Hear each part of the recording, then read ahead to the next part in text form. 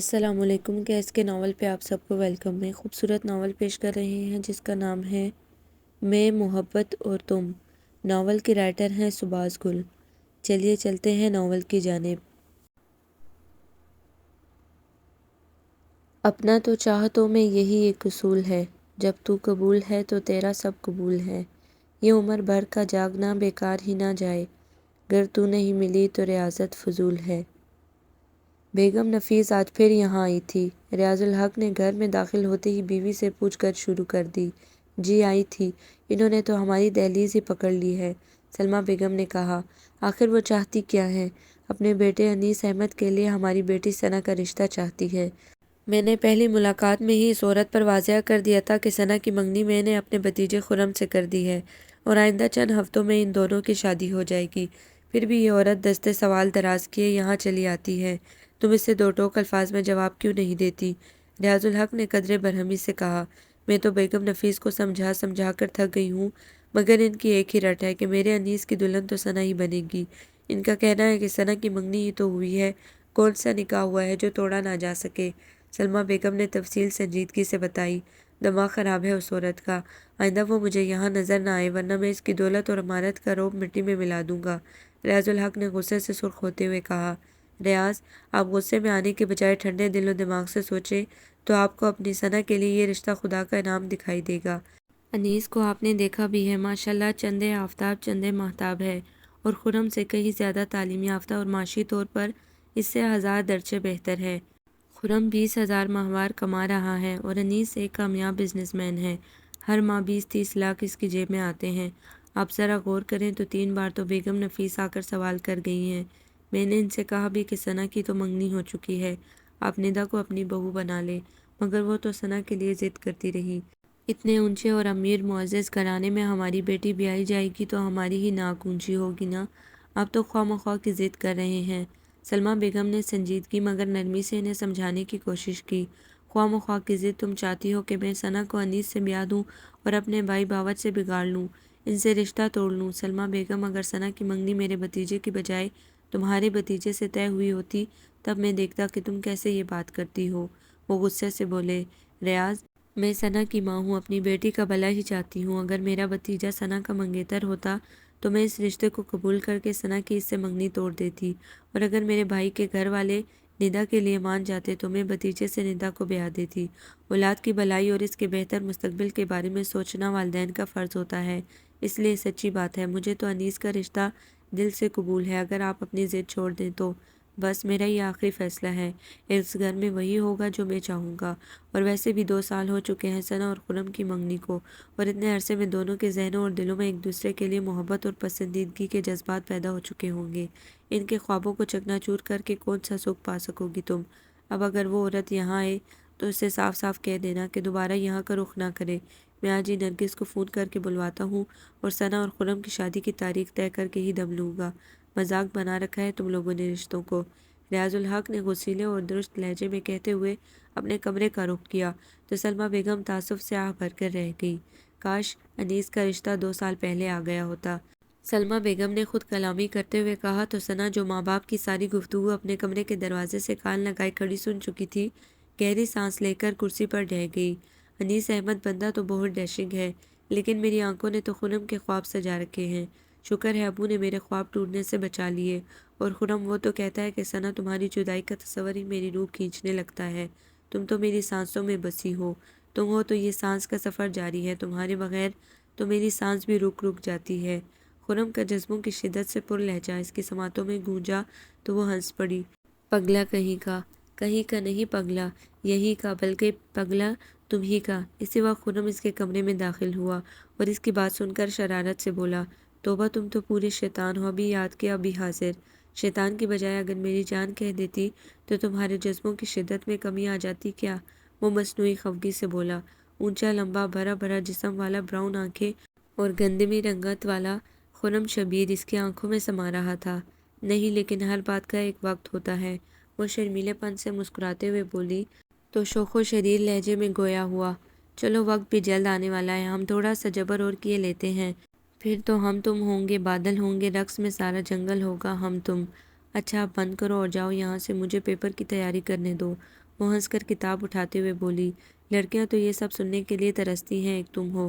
جو لڑکیاں یہ سننے کے لیے ترستی ہیں نا، تم جا کر انہیں سناؤ، مجھے کوئی شوق نہیں یہ سب سننے کا۔ وہ تنک کر بولی، اچھا جی ٹھیک ہے، جا رہا ہوں، پھر نہ کہنا کہ کوئی کسی زلف کے تم اسیر ہوئے۔ وہ شوخی سے مسکراتے ہوئے اسے دیکھ رہا تھا۔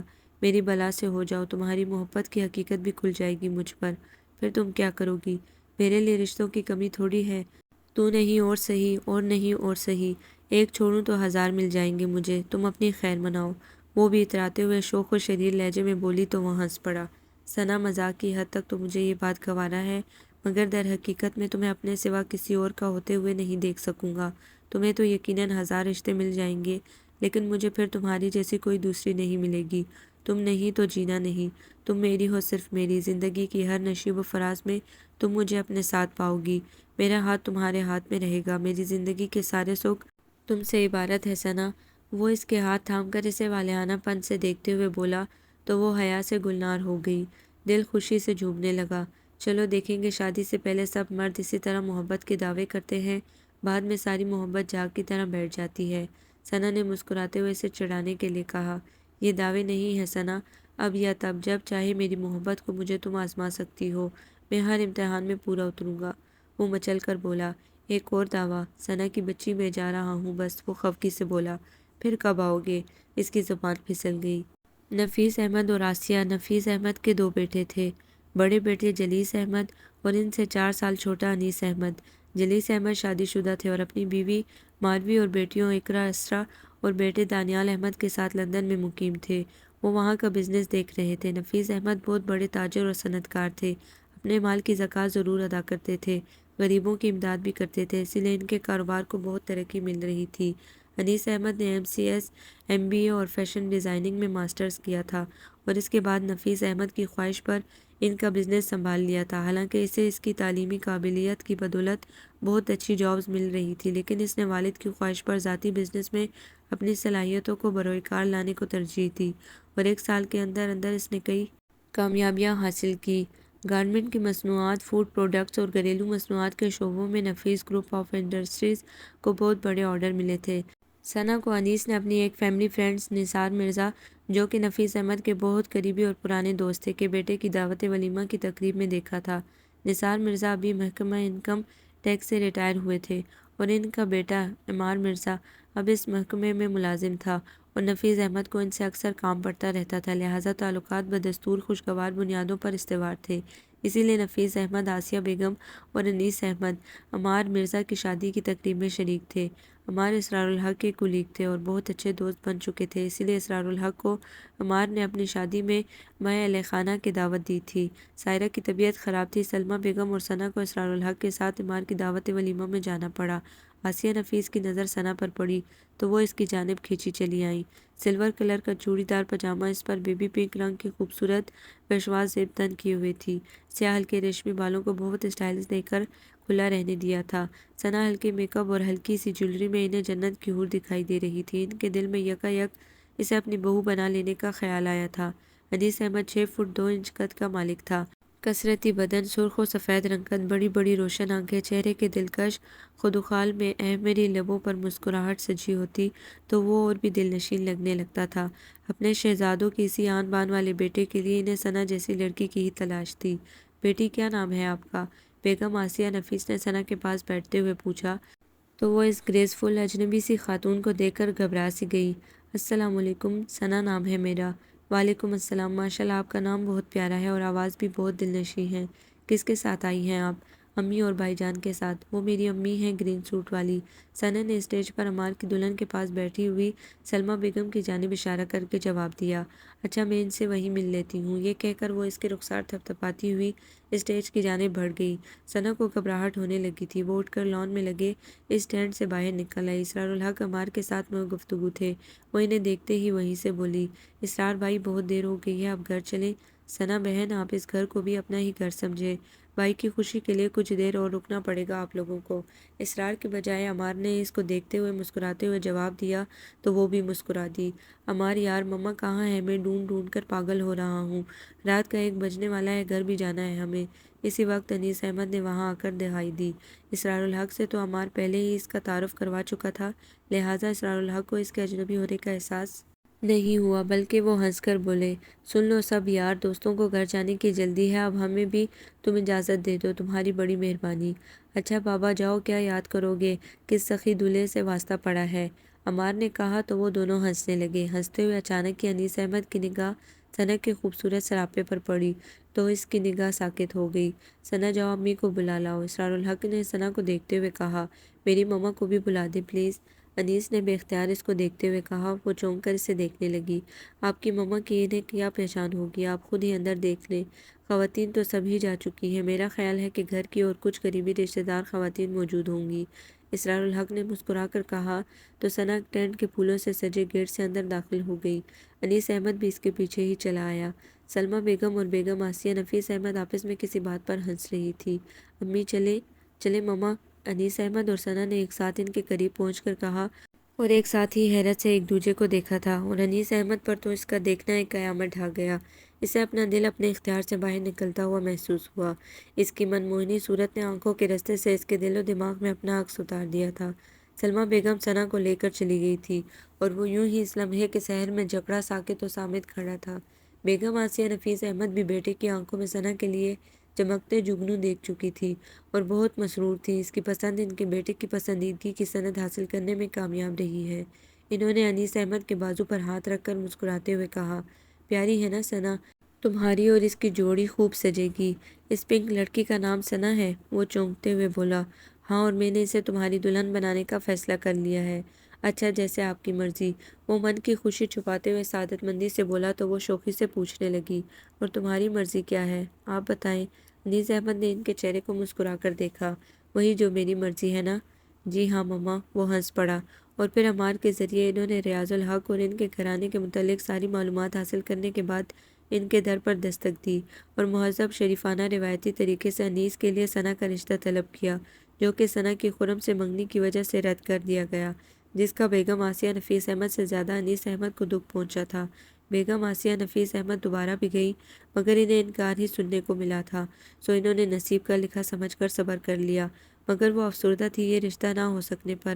انیس نے انہیں افسردہ دیکھا تو کہنے لگا، کوئی بات نہیں مما، ثنا کے علاوہ لڑکیاں اور بھی ہیں، تمہیں دکھ نہیں ہوا؟ بیگم آسیہ نفیس نے اس کے چہرے پر غم کو کھوجنا چاہا۔ مجھے تو عشق ہوا ہے ثنا سے، وہ بے بسی سے مسکراتے ہوئے بولا۔ کاش انیس بیٹا میں ان لوگوں کو قائل کر سکتی۔ کوئی بات نہیں مما جانی، بس آپ میرے لیے دعا کریں کہ عشق کا یہ بھوت میرے سر سے اتر جائے۔ وہ افسردگی سے مسکرا کر بولا، میں تمہارے لیے دعا کروں گی کہ ثنا تمہیں مل جائے اور اس کی محبت بھی تمہارا نصیب بن جائے۔ بیگم آسیہ نفیس احمد نے اس کے بالوں میں ہاتھ پھیرتے ہوئے دل سے کہا تو وہ بولا، آمین۔ خرم صبح صبح اس کے لیے سرخ تازہ گلاب لیے حاضر ہو گیا اور پھول اس کی جانب بڑھایا تو وہ بلش ہو گئی۔ آج صبح صبح محبت کا سبق پڑھانے چلے آئے ہو، خیر تو ہے؟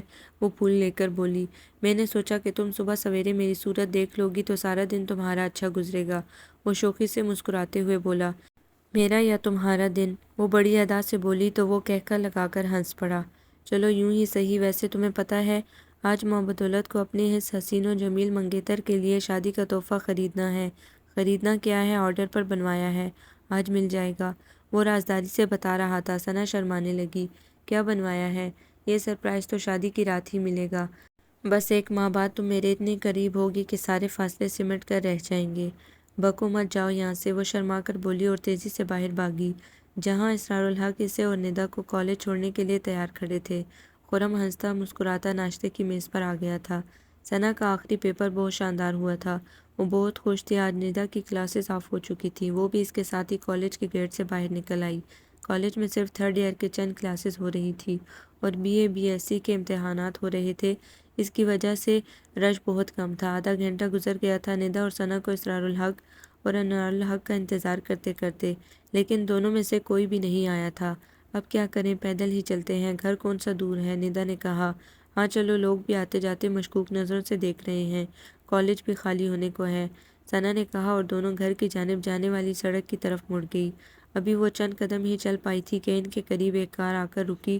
وہ دونوں گھبرا کر پیچھے ہٹیں۔ ابھی وہ صورتحال کو سمجھ بھی نہیں پائی تھی کہ کار کا دروازہ کھلا اور اس میں سے ایک لمبا تڑنگا سیاہ پوش نکلا۔ اس کے چہرے پر اور ڈرائیور کے چہرے پر بھی سیاہ ماسک چڑھا ہوا تھا۔ نندا اور ثنا کی چیخیں نکل گئی۔ اس سیاہ پوش نے ثنا کو بازو سے پکڑ کر گاڑی میں اتنی تیزی سے دھکیلا تھا کہ ثنا منہ کے بل پچھلی سیٹوں پر گری تھی۔ نندا تو چیختی ہوئی الٹے قدموں کالج کی جانب دوڑی۔ اس کی آنکھوں کے سامنے وہ کار فراٹے بھرتی ہوئی آگے نکل گئی تھی۔ کالج کی لڑکیوں، چوکیداروں اور لڑکیوں کو لینے کے لیے آنے والے مرد حضرات نے بہت بے حسی اور بزدلی سے واردات ہوتے دیکھی تھی اور کسی نے ثنا کو ان سیاہ پوشوں سے بچانے کی صحیح نہیں کی تھی۔ نندا کو کالج کی لڑکیاں پرنسپل کے پاس لے گئی۔ پرنسپل کے آفس سے نندا نے اپنے ایس پی والد ریاض الحق کو فون کیا اور روتے ہوئے ساری صورتحال سے آگاہ کر دیا۔ ثنا کے دن دہاڑے اغوا کی خبر پورے کالج سے ثنا کے محلے تک جنگل کی آگ کی طرح پھیل گئی تھی۔ ریاض الحق نے پورے علاقے کی ناکہ بندی کرا دی تھی، مگر ثنا کو اغوا کرنے والے ایسے اپنی کار سمیت غائب ہو گئے تھے جیسے گدھے کے سر سے سینگ۔ ثنا بے ہوش تھی۔ جب اسے ہوش آیا تو اس نے خود کو ایک سادہ سے بیڈ روم میں پایا۔ کمرے میں پیلے بلب کی روشنی پھیلی ہوئی تھی۔ اس نے حیران و پریشان نظروں سے کمرے میں نگاہ دوڑائی۔ یکایک اس کے حواس بیدار ہو گئے اور اسے ساری صورتحال سمجھ میں آ گئی۔ میں اغوا ہو چکی ہوں، یا اللہ یہ کیا ہو گیا ہے میرے ساتھ؟ وہ خوف و ہراس سے روتے ہوئے بولی۔ کلائی پر بندھی ریسٹ واچ پر نگاہ ڈالی تو اس کی روح کانپ اٹھی۔ شام کے 4:30 بج رہے تھے، یعنی وہ پچھلے 4.5 گھنٹے سے یہی قید تھی۔ یا اللہ میری مدد فرما، مجھے یہاں سے جانے کا راستہ دکھا میرے مالک۔ وہ روتے ہوئے دعا مانگ رہی تھی کہ اچانک کمرے کا دروازہ دھڑ سے کھلا اور اس کی جان نکال گیا۔ وہ سہمی سہمی سی بیڈ کے پیچھے آ کھڑی ہوئی۔ کمرے میں وہی سیاہ پوش کھانے کے لوازمات سے سجی ٹرے لے کر داخل ہوا۔ ہوش آ گیا تمہیں؟ لو کھانا کھا لو۔ اب تک تو تمہارے باپ کے ہوش بھی ٹھکانے آ گئے ہوں گے۔ بڑا قانون کا محافظ بنا پھرتا ہے۔ اب پتہ چلے گا اسے ہمارا کام نہ کرنے اور ہماری بات نہ ماننے کا خمیازہ بھگتنے کا۔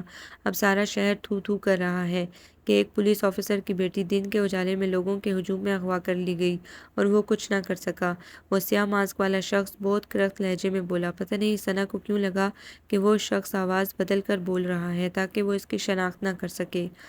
کون ہو تم اور کیا چاہتے ہو؟ وہ مجھے کیوں اغوا کیا ہے؟ وہ ڈرتے ہوئے لرزتے لہجے میں پوچھ رہی تھی۔ تمہارے باپ سے اپنی بات منوانے کے لیے ہم نے تمہیں اغوا کیا ہے، لو کھانا کھاؤ۔ وہ ٹرے میز پر رکھتے ہوئے بولا۔ پلیز مجھے جانے دو، میں نے تمہارا کیا بگاڑا ہے؟ وہ روتے ہوئے بولی۔ تم ہمارا کیا بگاڑ سکتی ہو لڑکی؟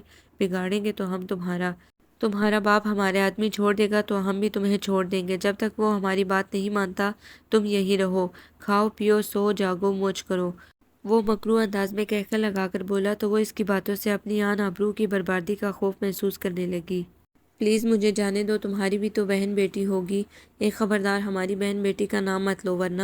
وہ اس سے کرختگی سے ٹوک کر بولا اور گھورتا ہوا واپس چلا گیا اور دروازہ باہر سے لاک کر دیا۔ ثنا بے دم سی ہو کر بستر پر گر گئی اور پھوٹ پھوٹ کر رونے لگی۔ روتے تڑپتے کئی بار اس نے کمرے کے دروازے کو اپنے ہاتھوں سے پیٹا مگر کوئی سنوائی نہ ہوئی۔ عشاء کی اذان بہت دور سے اس کے کانوں میں آ رہی تھی۔ اس نے کمرے سے ملحق غسل خانے میں جا کر وضو کیا اور اپنے چادر اوڑھ کر نماز ادا کرنے لگی۔ کہیں دوسری چادر یا جائے نماز تو اسے میسر نہ تھی۔ نماز پڑھ کر رو رو کر اپنی خیر و عافیت سے عزت سے گھر واپسی کی دعا مانگی اور پھر سے دروازہ پیٹنے لگی۔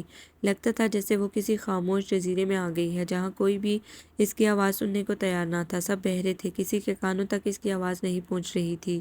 میرے اللہ، تو میری فریاد سن رہا ہے نا؟ رحم کر مالک، مجھے یہاں سے نکال میرے اللہ۔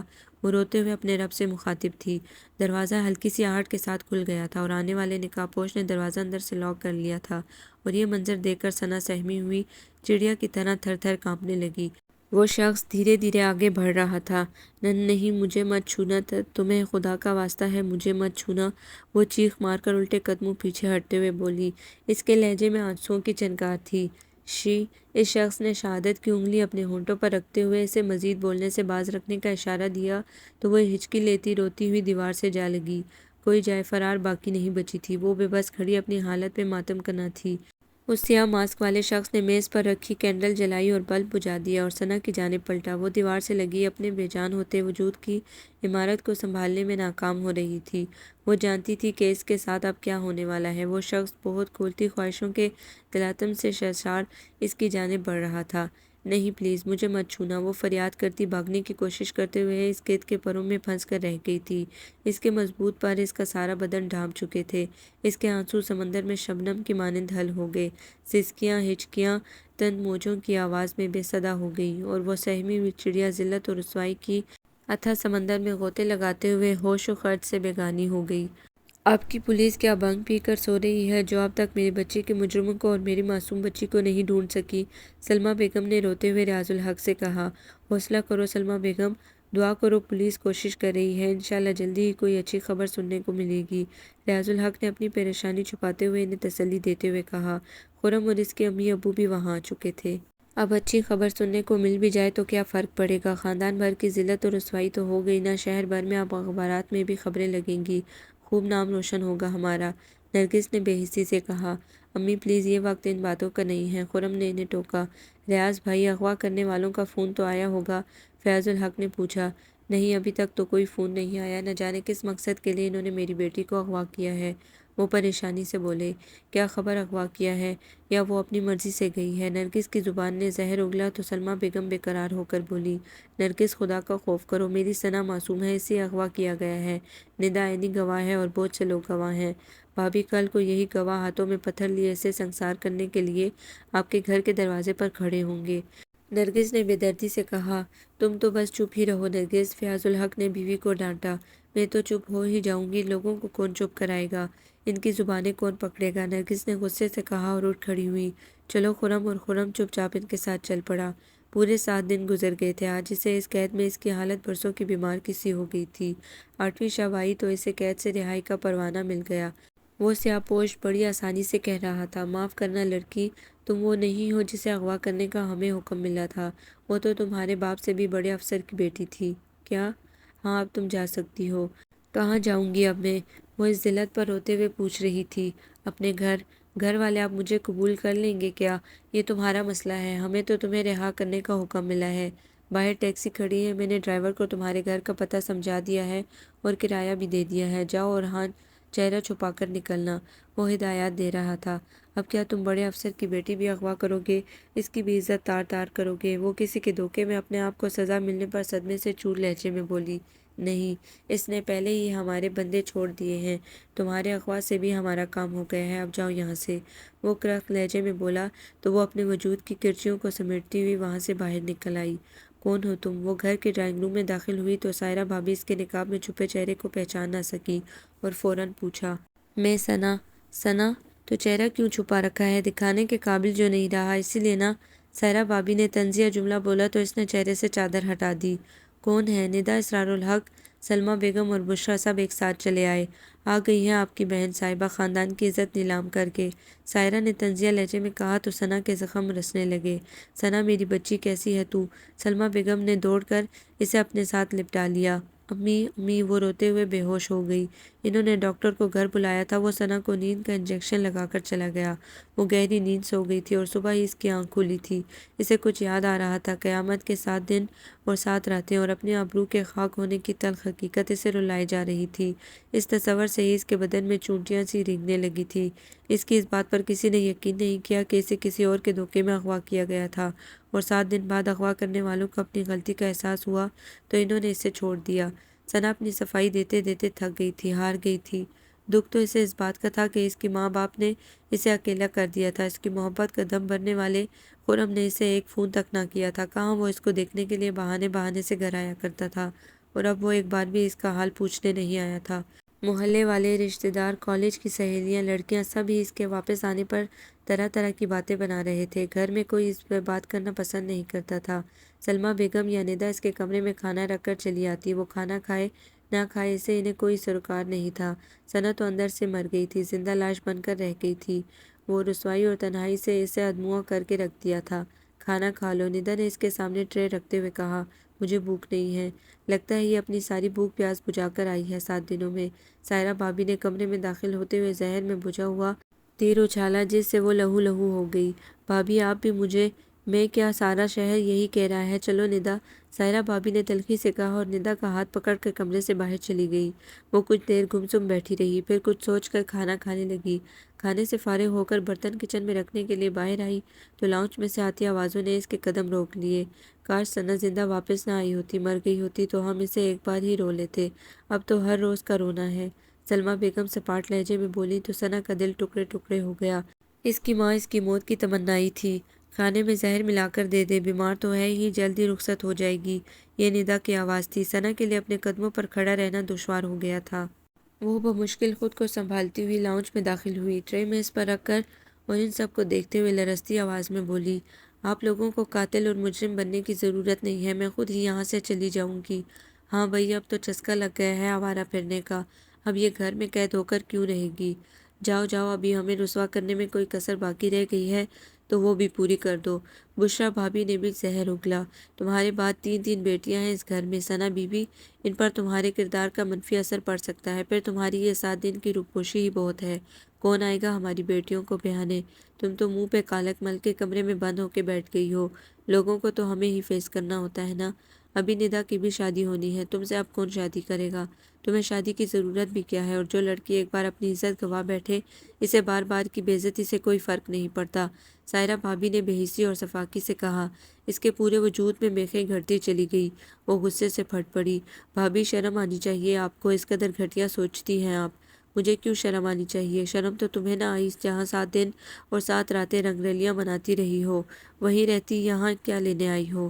سائرہ بھابی نے شعلہ بار لہجے میں کہا، میں سمجھتی تھی کہ آپ میرے اپنے ہیں، میری ساری زندگی آپ سب کے سامنے گزری ہے، آپ تو مجھے قصوروار نہیں ٹھہرائیں گے، مگر آپ سب کو تو مجھے ہی مجرم سمجھ رہے ہیں۔ میں بے گناہ ہوں، میں اپنی مرضی سے نہیں گئی تھی، میں بے قصور ہوں، میں نے کچھ نہیں کیا، وہ روتے ہوئے بولی۔ تم نے کچھ نہیں کیا، لیکن تمہیں اپنے ساتھ لے جانے والوں نے تو بہت کچھ کیا ہوگا تمہارے ساتھ، انہوں نے کیا شاہی مہمان بنا کر عزت سے رکھا ہوگا تمہیں، بولو۔ بشریٰ بھابی نے جرا کی تو ثنا کا وجود اس گھونگے نقاب پوش کے شعلہ بدن کی چنگاریاں محسوس کر کے سلگ اٹھا۔ وہ چیختی روتی ہوئی اپنے کمرے میں بھاگ آئی اور بستر پر ڈھیر ہو کر بلکنے لگی۔ ثنا، ریاض، تم پر زندگی کے دروازے بند ہو چکے ہیں، تمہارے خواب بکھر چکے ہیں، تمہیں مر جانا چاہیے۔ ایک آبرو باختہ بیٹی کے لیے ماں باپ کے دل اور گھر میں کوئی جگہ نہیں ہوتی، باپ کا گھر بھی غیر ہو جاتا ہے، رشتے اجنبی ہو جاتے ہیں، خون سفید ہو جاتا ہے، لہجے میں زہر گھل جاتا ہے، الفاظ نشتر بن جاتے ہیں جو پل پل روح کو گھائل کرتے رہتے ہیں۔ خودکشی حرام نہ ہوتی تو میں کب کا خود کو ختم کر چکی ہوتی۔ یا اللہ، اس ذلت بھری زندگی سے بہتر ہے تو مجھے موت دے دے، میں نہیں ہوں اس آزمائش کے قابل، مجھے بخش دے میرے مولا، میرے گناہ معاف کر دے، مجھے اس ذلت اور رسوائی کے غار سے باہر نکال دے مالک۔ وہ روتے ہوئے رب کے دربار میں فریاد گنا تھی۔ سگے رشتے بھی برے اور کڑے وقت میں ساتھ چھوڑ دیتے ہیں، میں تو بڑی دنیا میں اکیلی رہ گئی ہوں، کوئی بھی تو نہیں ہے میرا، کوئی بھی نہیں۔ وہ روئی جا رہی تھی۔ وہ اجڑی اجڑی ویران آنکھوں سے خرم کو دیکھ رہی تھی۔ آج نہ جانے کیوں اچانک چلا آیا تھا، مگر جب سے آیا تھا خاموش تھا۔ تم بولتے کیوں نہیں ہو خرم؟ تھک کر ثنا نے خود ہی سوال کیا۔ بولنے کو اب ہمارے پاس بچا ہی کیا ہے؟ تم بھی مجھے ہی قصوروار سمجھ رہے ہو خرم، تم بھی؟ وہ تعصب سے بولی۔ سب یہی سمجھتے ہیں، وہ بولا۔ ثنا، تم میرا مطلب ہے؟ وہ بولتے بولتے پھر سے خاموش ہو گیا۔ میں جانتی ہوں تمہیں مجھ سے اپنی محبت کے دعوے شرمسار کر رہے ہیں، میں نے کہا تھا نا دیکھیں گے، سو وقت نے بہت جلد دکھا دیا، تم تو ہر آزمائش میں پورے اترنے کے دعوے دار تھے نہ خرم، لیکن ایک ہی آزمائش میں تمہارے دعووں کا، محبت بھرے دعووں کا پول کھل گیا ہے، اچھا ہوا۔ جاؤ خرم، تمہاری سانسیں میری جدائی میں ہرگز نہیں رکیں گی، تم میرے بغیر بھی بہت خوش رہو گے، اس لیے کہ تم نے مجھ سے کبھی محبت کی ہی نہیں تھی، محض دعوے کیے تھے، ہے نا؟ وہ سنجیدگی سے آزردگی سے بولتی اسے شرمندہ کر رہی تھی۔ وہ اس کے خاموش ہونے پر رکا اور منگنی کی انگوٹھی اپنے ہاتھ سے اتار کر اس کے سامنے رکھ دی اور دروازے کی جانب بڑھ گیا تو ثنا نے کہا، سنو، تم بہت سی باتوں اور دعووں کے ساتھ ساتھ ایک اور چیز بھی بھول رہے ہو۔ کیا؟ وہ واپس مڑا۔ یہ انگوٹھی۔ ثنا نے اس کی پہنائی ہوئی منگنی کی انگوٹھی اتار کر اس کی طرف بڑھا دی، جو اس نے شرمندگی کے عالم میں اس کے ہاتھ سے لے لی۔ میں چلتا ہوں۔ ہاں، تمہیں اب چلے جانا چاہیے، کیونکہ یہاں رکنے کا ظرف تم میں ہے ہی کہاں۔ وہ طنزیہ لہجے میں بولی تو وہ نظریں چراتا ہوا تیزی سے کمرے سے باہر نکل گیا اور وہ بے اختیار ہنس پڑی اور ہنستے ہنستے رونے لگی۔ تو یہ تھی ثنا، ریاض، تمہاری محبت! ایک ناکردہ گناہ نے سب کی حقیقت ظاہر کر دی، سارے رشتے، ساری محبتیں یکا یک دم توڑ گئی۔ خرم، تم تو ذرا دیر کو بھی میرے ساتھ قدم ملا کر نہ چل سکے، اس ایک واقعے نے مجھ سے کیا کچھ چھین لیا ہے؟ ثنا کھانا کھا لو۔ سلمیٰ بیگم نے ٹرے اس کے سامنے لا کر رکھ دی۔ امی آپ کیوں زحمت کرتی ہیں، میں خود آ کر کھا لیتی، وہ شرمندہ ہو کر بولی۔ چھوڑو، یہ بتاؤ خرم آیا تھا صبح، کیا کہہ کر گیا ہے؟ سلمیٰ بیگم نے بے چینی سے پوچھا، کیونکہ وہ خرم اور اس کے ماں باپ کے رویوں سے سمجھ تو رہی تھی کہ وہ اب ان کی ثنا کو بیاہنا نہیں چاہتے۔ کچھ نہیں کہا، بس یہ واپس کر گیا ہے۔ اس نے خرم کی دی ہوئی منگنی کی انگوٹھی سائڈ ٹیبل پر سے اٹھا کر ان کی طرف بڑھا دی۔ مجھے یہی ڈر تھا، اور یہ تو ہونا ہی تھا، کون بیاہے گا اب تجھے بدبخت؟ سلمیٰ بیگم نے انگوٹھی پکڑتے ہوئے اس کے خالی ہاتھ دیکھ کر خرم کی منگنی پر پہنائی گئی انگوٹھی نہ پا کر غصے و دکھ اور تعصب سے اسے دیکھتے ہوئے کہا، امی اس میں میرا کیا قصور ہے؟ وہ رونے کو ہو گئی، پھر سے غیروں کے دیے زخم کچھ کم نہ تھے۔ اس پر اپنوں کے زہر میں بجھے تیر اس کو اور بھی چھلنی کر رہے تھے۔ تیرا قصور نہیں ہے نہ صحیح، پر اب میں کیا کروں تیرا، بتا مجھے۔ جان سے مار دے مجھے تاکہ آپ سب کی جان ہی چھوٹ جائے، وہ غصے سے پھٹ پڑی۔ ماں نہ ہوتی تو شاید مار بھی دیتی، تیری وجہ سے ہم کسی کو منہ دکھانے کے لائق نہیں رہے۔ ندا کے لیے جو رشتے آئے تھے وہ بھی واپس ہو گئے۔ لڑکے والے کہتے ہیں کہ ہم ایسی لڑکی کو اپنی بہو نہیں بنا سکتے جس کی بہن کے اغوا کے چرچے پورے شہر کی زبان پر ہوں، سلمیٰ بیگم نے غصے سے کہا۔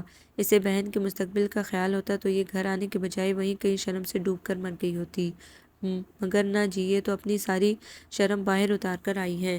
ندا نے اس کے کمرے میں داخل ہوتے ہوئے کہا تو ثنا کا دل چاہا کہ زمین شک ہو جائے اور وہ اس میں سما جائے۔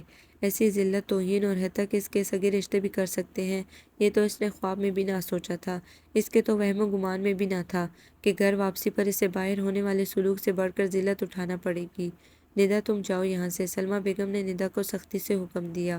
امی مجھے نہیں، ثنا کو جانے کا حکم دے، یہ یہاں مہارانی بن کر بستر پر بیٹھ گئی ہے، ہم اس نوابزادی کے نوکر لگے ہیں جو صبح شام اس کے حضور میں لوازمات پیش کرتے رہیں، ہاتھ پیر سلامت ہیں اس کے، اپنے کام خود کیوں نہیں کرتی؟ ندا نے نہایت بدتمیزی سے جواب دیا۔ ثنا ضبط و صبر سے سب کچھ سنتی اور سہتی رہی۔ سلمیٰ بیگم غصے سے ندا کو کھینچتی ہوئی باہر لے گئی۔ میں کیا کروں یا اللہ، کوئی تو ارادہ دکھلا دے مجھے، کوئی تو وسیلہ بنا دے میرے اس عذاب کو کم کرنے کا، رحم کر دے میرے مالک، رحم کر دے مجھ پر۔ ثنا نے دیوار پر آویزاں خانہ کعبہ کی تصویر کو دیکھتے ہوئے اللہ سے مخاطب ہو کر دعا اور مدد مانگی، پھر گہری سانس لے کر کچھ دیر یوں ہی گمسم بیٹھی رہی۔ کھانا سامنے رکھا تھا، بھوک مر چکی تھی، پھر بھی دو چار نوالے کھا کر رزق کا شکر ادا کرنے کے خیال سے نوالا توڑ لیا۔ ابھی تیسرا نوالا حلق سے نیچے اترا تھا کہ اسے ابکائی آ گئی، وہ منہ پر ہاتھ رکھ کر واش روم کی طرف بھاگی۔ سلمیٰ بیگم کسی کام سے کمرے میں آئی تو واش روم کے کھلے دروازے سے اسے واش بیسن میں کہہ کرتے دیکھ کر لرز کر رہ گئی۔ وہ اس کا سبب بھی بخوبی جانتی تھی۔ یا الہی، اس قیامت کی کمی باقی تھی، بس تو نے کس امتحان میں ڈال دیا میری بچی کو، کیا لکھا ہے اس کی قسمت میں؟ اس ذلت سے تو اچھا تھا کہ اسے موت دے دیتا، اب کہاں تک چھپائیں گے ہم ذلت اور رسوائی کی نشانی کو؟ سلمیٰ بیگم نے روتے ہوئے فریاد کی۔ ثنا نے ڈال سی کمرے میں آ چکی تھی اور ان کی بات سن کر اس کے دل میں ابھرنے والے خدشے کی بھی تصدیق ہو گئی تھی۔ وہ جس گدھ کی ہوس کا نشانہ بنی تھی، اس کی لہو نے اپنا رنگ دکھا دیا تھا۔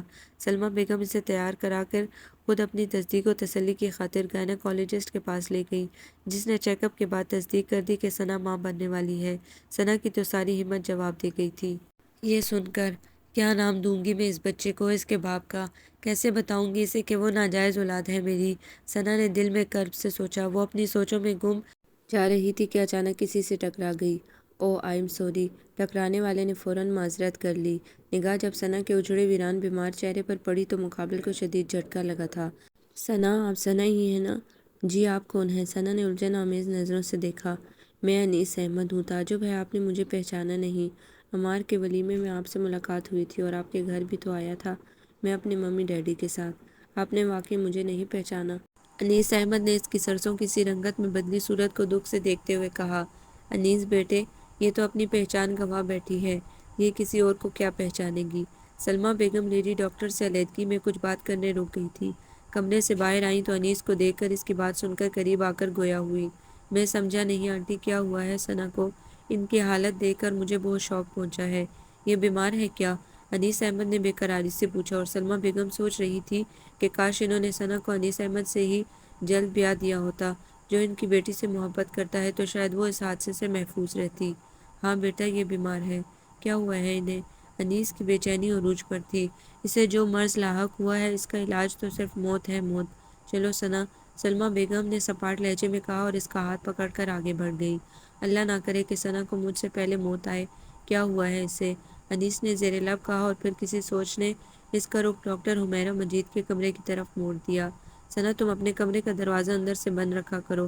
اگر تمہاری بھابھیوں نے تمہیں الٹیاں کرتے دیکھ لیا نا تو وہ پورے خاندان میں چرچا کر دیں گی، جان سے مار دیں گی تمہیں، اور تمہارے باپ بھائیوں میں سے کسی کو خبر ہو گئی تو وہ فوراً تمہیں گولی مار دیں گے اور خود پھانسی چڑھ جائیں گے۔ ہمیں اس گھر کی مزید رسوائی اور جاگ ہنسائی برداشت کرنے کا حوصلہ نہیں ہے۔ خدا غارت کرے اس ذلیل انسان کو جس نے ہمیں یہ دن دکھائے ہیں۔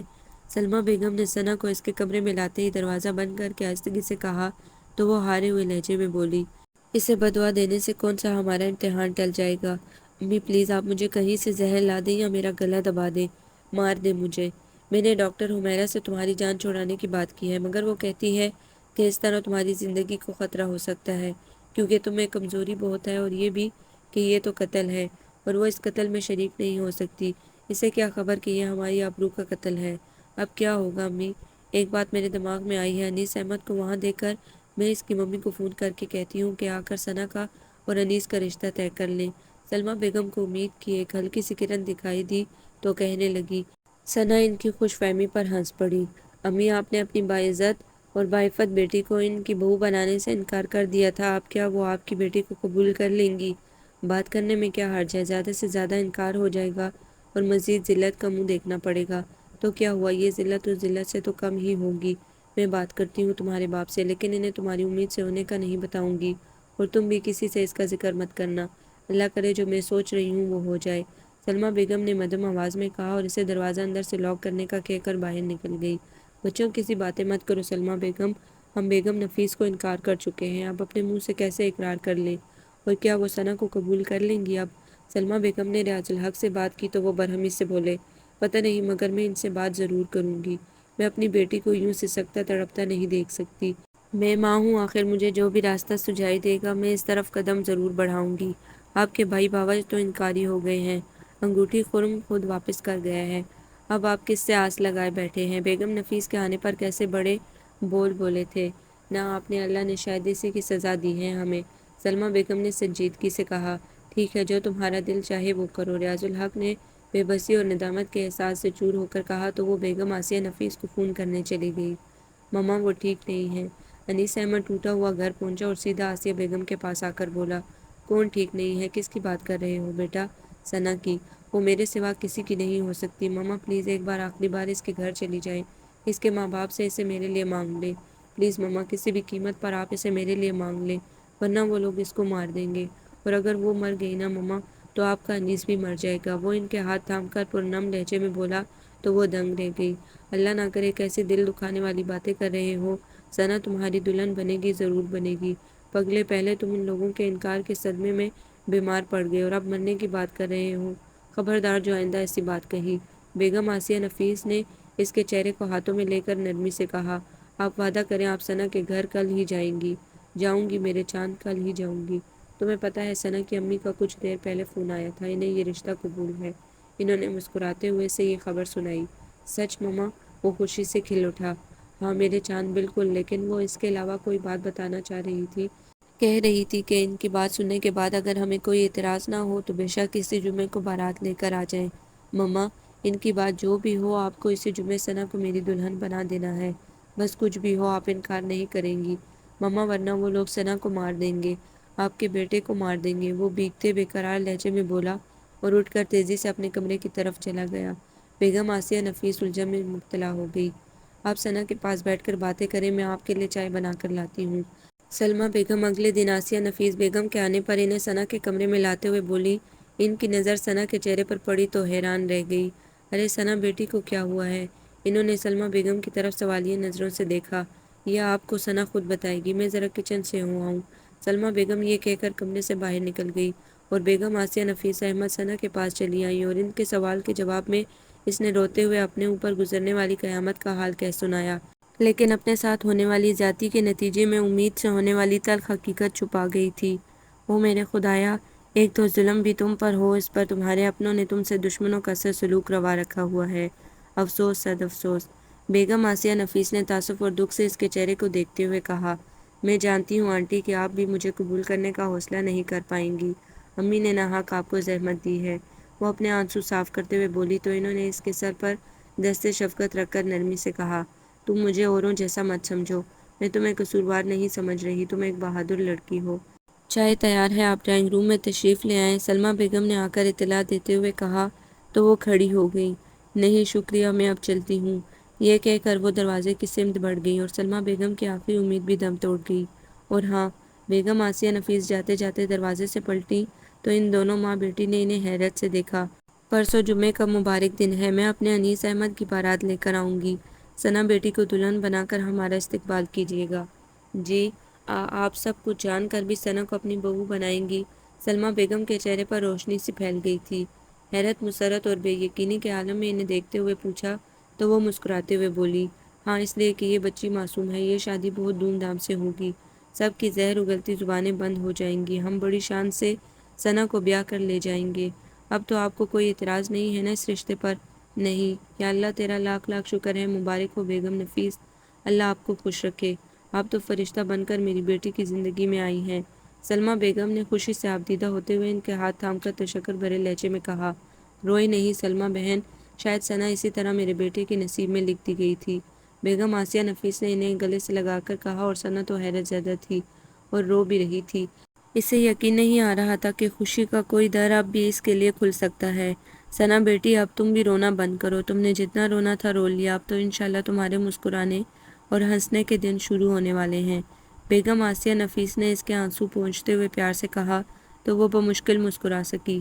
ان کے جاتے ہی سلمیٰ بیگم نے یہ خوشخبری سب گھر والوں کو سنائی تو سب کو خوشگوار حیرت نے گھیر لیا۔ واہ بھئی، یہ تو قسمت کی دھنی نکلی، اتنی رسوائی کے بعد بھی اتنی پذیرائی حاصل ہو رہی ہے، سائرہ بھابی نے کہا۔ انیس احمد جیسا اسمارٹ اور ڈیشنگ بندہ اوپر سے کروڑ پتی، دیکھو تو کیسا رنگ بدلا ہے ثنا کی قسمت نے، ندا نے حسد بھرے لہجے میں کہا۔ تم دونوں جلنے بکنے کے بجائے شادی کی تیاری کرو، اللہ کا شکر ادا کرنے کے بجائے الٹی سیدھی ہانکنے میں لگی ہیں۔ اسرار الحق نے ان کی باتیں سن کر غصے سے کہا تو وہ دونوں شرمندہ ہو گئی، کہیں وہ لوگ دھوکہ ہی نہ دے دیں، ہم نے پہلے انکار کیا تھا، وہ اس کا بدلہ نہ لیں، بارات نہ لا کر طلاق دے کر۔ بشریٰ بھابی نے خدشہ ظاہر کیا، تمہارے منہ میں خاک، کبھی تو کوئی ڈھنگ کی بات کر لیا کرو، میں نے تو استخارہ بھی کیا تھا، یہ رشتہ نہایت مبارک رہے گا، استخارے کی روح سے انشاءاللہ۔ سلمیٰ بیگم نے اس سے ڈپٹ کر کہا تو وہ منہ بسود کر رہ گئی۔ Oh thank you mama, thank you very much, آپ بہت گریٹ مما ہیں، I love you mama, I really love you. Anees یہ خوشخبری سنتے ہی ان کے گلے سے لگ کر خوشی سے بولا تو وہ ہنس پڑی، آئی لو یو ٹو میرے بیٹے، تھینک یو مما، پگلے ماں کا شکریہ تھوڑی ادا کرتے ہیں، یہ بتا کے اپنی دلہن کو تحفے میں کیا دے گا؟ انہوں نے اس کے بالوں میں ہاتھ پھیرتے ہوئے پوچھا۔ تحفے میں اپنا آپ دوں گا، وہ ان سے علیحدہ ہوتے ہوئے شرارت سے مسکراتے ہوئے بولا تو وہ ہنس پڑی، شریر، میں ابھی آیا مما، کہاں چلے؟ سجدہ شکر ادا کرنے، وہ مسکراتے ہوئے بولا، جیتے رہو، اللہ تمہیں اپنی شادی کی، اپنی زندگی کی ساری خوشیاں دکھائے۔ انہوں نے ممتا بھری نظروں سے دیکھتے ہوئے دل سے دعا دی، آمین، and thank you mama, I love you mama. Anees نے اس کے ہاتھ چومتے ہوئے محبت سے کہا اور شکرانے کے نوافل ادا کرنے چل دیا۔ ثنا کی شادی نے پورے خاندان میں آگ لگا دی تھی، سب کو بذریعہ ٹیلی فون مدعو کیا گیا تھا اور دوستوں محلے داروں کو بھی مدعو کیا گیا تھا، سب حیران تھے کہ ثنا کے لیے ایک دم سے ایسا کون سا بھر مل گیا جو اس اغوا شدہ لڑکی کو قبول کر رہا ہے۔ نفیس احمد بھی بیٹے کی خوشی میں خوش تھے، انہوں نے جہیز کے لیے منع کر دیا تھا۔ سلمیٰ بیگم نے ثنا کی شادی کی کافی تیاری کی تو کر رکھی تھی، کپڑے، جوتے، بستر، زیور بنا رکھا تھا، سو وہ تو انہوں نے دینے کے لیے نکلوا لیا تھا۔ ثنا کی بڑی بہت اعلیٰ تھی، ریڈی میڈ ملبوسات اور کچھ ایک دن کے آرڈر پر سلوائے جا رہے تھے، زیور کچھ بیگم آسیہ نفیس نے پہلے ہی اپنی چھوٹی بہو کے لیے بنوا رکھا تھا اور 2-3 سیٹ انہوں نے مزید خرید لیے تھے، ساتھ میں سونے کے کنگن اور چوڑیاں بھی تھیں۔ سلمیٰ بیگم کے لیے بھی سونے کا لاکٹ سیٹ خریدا گیا تھا۔ ریاض لاج میں شادی کی تقریب کا اہتمام بہت شاندار کیا گیا تھا، جس گھر میں کل تک صف ماتم بچھی ہوئی تھی، آج اسی گھر میں نغمہ شادی گونج رہا تھا۔ ثنا کا دل ڈرا ہوا تھا، اسے یہ خوف ستا رہا تھا کہ اگر انیس نے اسے دل سے قبول نہ کیا تو وہ کیا کرے گی، کہاں جائے گی؟ وہ نمازیں پڑھ پڑھ کر اپنے بہتر، باعزت اور خوشگوار مستقبل کی دعائیں مانگتی رہی تھی اب تک۔ جلیس احمد اپنی بیوی بچوں کے ہمراہ چونکہ لندن میں مقیم تھے اور اتنی ایمرجنسی میں پاکستان نہیں آ سکتے تھے، لہٰذا ان کے سوا نفیس احمد کے تمام رشتہ دار، دوست احباب انیس احمد کی شادی میں شریک ہوئے اور بہت معزز و اعلیٰ عہدوں پر فائز حضرات ان کے ساتھ بارات لے کر ریاض لاج میں پہنچے، جہاں ان کا شاندار استقبال کیا گیا۔ ایجاب و قبول کی رسم ادا کی گئی تو ریاض اللاج کے مکینوں کے سروں سے پہاڑ جتنا بوجھ سرک گیا تھا۔ سلمیٰ بیگم کی آنکھیں خوشی سے بھیگ رہی تھی۔ وہ اللہ کا شکر ادا کر رہی تھی کہ میں نے ان کی بیٹی کی عزت رکھ لی تھی، اسے مزید تماشا بننے سے بچا لیا تھا۔ یہی حال ریاض الحق کا بھی تھا۔ سبھی گھر والے اب ثنا کی قسمت پر رشک کر رہے تھے۔ ان کے غصے، نفرت اور غم سے جھلسے ہوئے چہروں پر جیسے بہار آ گئی تھی۔ جب ثنا کی بری دکھائی گئی تو خاندان بھر کی عورتوں نے حیرت سے اپنی انگلیاں دانتوں میں داب لیں۔ سب کی آنکھیں حیرت اور حسد سے پھٹی کی پھٹی رہ گئی۔ اغوا شدہ اور داغدار لڑکی کے لیے ایسا انمول بر اور بری، واہ رے اللہ تیری شان! نرگس بیگم نے حسد سے جلتے ہوئے لہجے میں کہا۔ ثنا بہت معصوم بچی ہے، اسے بد کردار کہنے اور سمجھنے والے دراصل خود بے کردار اور سطحی سوچ کے مالک ہیں۔ بیگم آسیہ نفیس نے نرگس سمیت ہر اس عورت کو یہی جواب دیا جو اس قسم کی گوہرفشانی کر رہی تھی، اور سب کے منہ بند ہو گئے۔ ثنا کا حق مہر 5 لاکھ روپے بیگم آسیہ اور نفیس احمد نے اپنی مرضی سے لکھوایا تھا، حالانکہ ریاض الحق تو شرعی حق مہر لکھوانے پر اصرار کر رہے تھے۔ ثنا کو انیس احمد کی سنگت میں دعاؤں کے سائے میں رخصت کر دیا گیا۔ نفیس ولا میں پہنچنے پر ثنا کا ایسا شاندار استقبال کیا گیا کہ اسے لمحے بھر کو تو یوں لگا جیسے وہ کسی جنت میں آ گئی ہو۔ سرخ قالین پیروں تلے بچھا تھا، دائیں بائیں کھڑی لڑکیاں شوخ جملوں اور کہکوں کے ساتھ اس پر اس کے مجازی خدا پر پھولوں کی برسات کر رہی تھی۔ بیگم آسیہ نفیس نے بہو اور بیٹے کا صدقہ اتارا، 4 کالے بکروں کا صدقہ علیحدہ سے دیا گیا۔ دولہا دلہن کو عالیشان ڈرائنگ روم میں بٹھانے کے بعد فوٹو سیشن ہوا۔ مووی بھی مسلسل بن رہی تھی۔ ضروری رسومات کی ادائیگی کے بعد دلہن کو حجلہ عروسی میں پہنچا دیا گیا۔ حجلہ عروسی کی شان بھی نرالی تھی۔ پھولوں، کلیوں، ستاروں سے مہکتی جھلملاتی ہوئی سیج، وسیع و عریض بیڈ روم میں sofa set, T V set, deck, جہازی سائز کا بیڈ، ڈریسنگ ٹیبل، ہلکے نیلے رنگ کے پردے لگے تھے۔ براؤن رنگ کا قالین فرش کی زینت بنا ہوا تھا اور وہ یہ سب دیکھ کر حیران ہوئے جا رہی تھی۔ یا اللہ، وہ خواب تھا یا یہ خواب ہے؟ کیا یہ سب ایک بے آبرو لڑکی کی اس قدر پذیرائی؟ یا اللہ، وہ جگ ہنسی اور رسوائی خواب تھی کہ یہ محبت بھری پذیرائی خواب ہے؟ اور خود ثنا دلہن کے روپ میں کسی شہزادی سے کم نہیں لگ رہی تھی۔ سرخ عروسی جوڑے پر سنہری کام کیا گیا تھا۔ اس پر طلائی زیورات، کلیوں کے ہار، گجروں، چوڑیوں کی آرائش نے اس کے حسن کو 4 چاند لگا دیے تھے۔ حجلہ عروسی کا در بہت آہستگی سے واہ ہوا تھا اور ثنا کے دل کا ایک ایک گوشہ لرزنے لگا تھا۔ انیس احمد دروازہ لاک کر کے اپنی شیروانی کے بٹن کھولنے لگا۔ وہ سفید کرتا پاجامہ اور سیاہ جدید فیشن کی شیروانی کلہ میں بہت وجیح لگ رہا تھا۔ شیروانی اور کلہ وارڈروب میں رکھنے کے بعد وہ دلہن کی سیج کی جانب بڑھا تو بہت مسرور تھا۔ السلام علیکم، وہ خوشگوار لہجے میں سلام کرتے ہوئے اس کے روبرو بیٹھ گیا۔ ثنا نے جواب تو دیا مگر صرف ہونٹ ہی ہلے، آواز حلق سے نہ نکل سکی تھی۔ انیس احمد نے اسے مسکراتے ہوئے بہت والہانہ پن سے دیکھا تھا۔ ثنا کے ہاتھ خوف سے کانپ رہے تھے۔ یہ ہے آپ کی رونمائی کا تحفہ۔ انیس نے ہاتھ میں موجود مخملی ڈبیا کھول کر اس میں سے ہیرے کی بہت قیمتی انگوٹھی نکالی اور اس کے کانپتے ہاتھ کو تھام کر اس کی مخروطی انگلی کی زینت بنا دی اور اس کا ہاتھ اپنے دونوں ہاتھوں میں لے کر نرمی سے سہلانے لگا۔ ثنا کے وجود میں جیسے کرنٹ سا دوڑ رہا تھا۔ وہ ڈری ڈری گھبرائی اس کے آتش شوق کو ہوا دے رہی تھی۔ ثنا، میں پہلی نظر کی محبت پر کبھی بھی یقین نہ کرتا اگر مجھے تم سے پہلی نظر میں محبت نہ ہو جاتی۔ I love you Sana, really I love you, Anees نے محبت پاش لہجے میں کہا تو اس کی جھکی ہوئی پلکیں اوپر اٹھی۔ نظر کے سامنے انیس کا خوبرو چہرہ تھا۔ دل آپ ہی آپ بے قابو ہونے لگا۔ آپ جانتے ہیں جو کچھ میرے ساتھ ہوا؟ ہاں جانتا ہوں، سب کچھ، ہاں سب کچھ۔ پھر بھی آپ نے مجھ سے شادی کر لی، کیوں؟ کیونکہ میں نے تم سے محبت کی ہے ثنا، تمہیں پانے کے لیے دن رات دعائیں مانگی تھی۔ اب تم میرے نام سے پہچانی جاؤ گی۔ بھول جاؤ اپنے ماضی کو، تمہارا حال میں ہوں، تمہارا مستقبل مجھ سے وابستہ ہے، اس لیے میرے بارے میں سوچو، مجھے دیکھو، مجھ پہ پرکھو، مجھے چاہو۔ وہ اس کی ٹھوڑی پکڑ کر اسے نرمی سے سمجھاتے ہوئے بولا، کیسے بھول سکتی ہوں میں ماضی کی تلخیاں؟ میرا وجود کسی کے گناہ کا بوجھ اٹھائے ہوئے ہے۔ وہ بھیگتے لہجے میں بولی، میں جانتا ہوں کہ تم امید سے ہو۔ آپ کو کس نے بتایا؟ اس نے حیرانگی سے اسے دیکھتے ہوئے پوچھا۔ ڈاکٹر حمیرہ سے اس روز میں نے معلوم کر لیا تھا۔ پھر کیوں کی آپ نے مجھ سے شادی؟ کیونکہ میری نظر میں تم باعفت اور باکردار ہو، پاکیزہ اور مقدس ہو۔ جھوٹ بول رہے ہیں آپ، وہ اسے جھٹلاتے ہوئے سختی سے بولی۔ میری کوکھ میں کسی کے گناہ کا پھل پروان چڑھتے کیسے دیکھ سکتے ہیں آپ؟ میں اس عذاب سے چھٹکارا پانا چاہتی ہوں، پلیز میری مدد کریں۔ میں اس بچے کو جنم نہیں دینا چاہتی، ایسا کرنے سے تمہاری زندگی کو خطرہ ہو سکتا ہے اور میں ایسا کوئی رسک نہیں لوں گا۔ اور اس ننھی جان کا کیا قصور ہے جو تم اسے مارنے پر آمادہ ہو؟ انیس نے سنجیدہ مگر دھیمے لہجے میں کہا۔ ثنا پلیز مت رو، جو ہو چکا ہے اسے قبول کر لو۔ جب میں تمہارے ساتھ ہوں تو تمہیں کس بات کا ڈر ہے؟ میں اس بچے کو اپنا نام دوں گا، یہ بچہ ہم دونوں کا کہلائے گا۔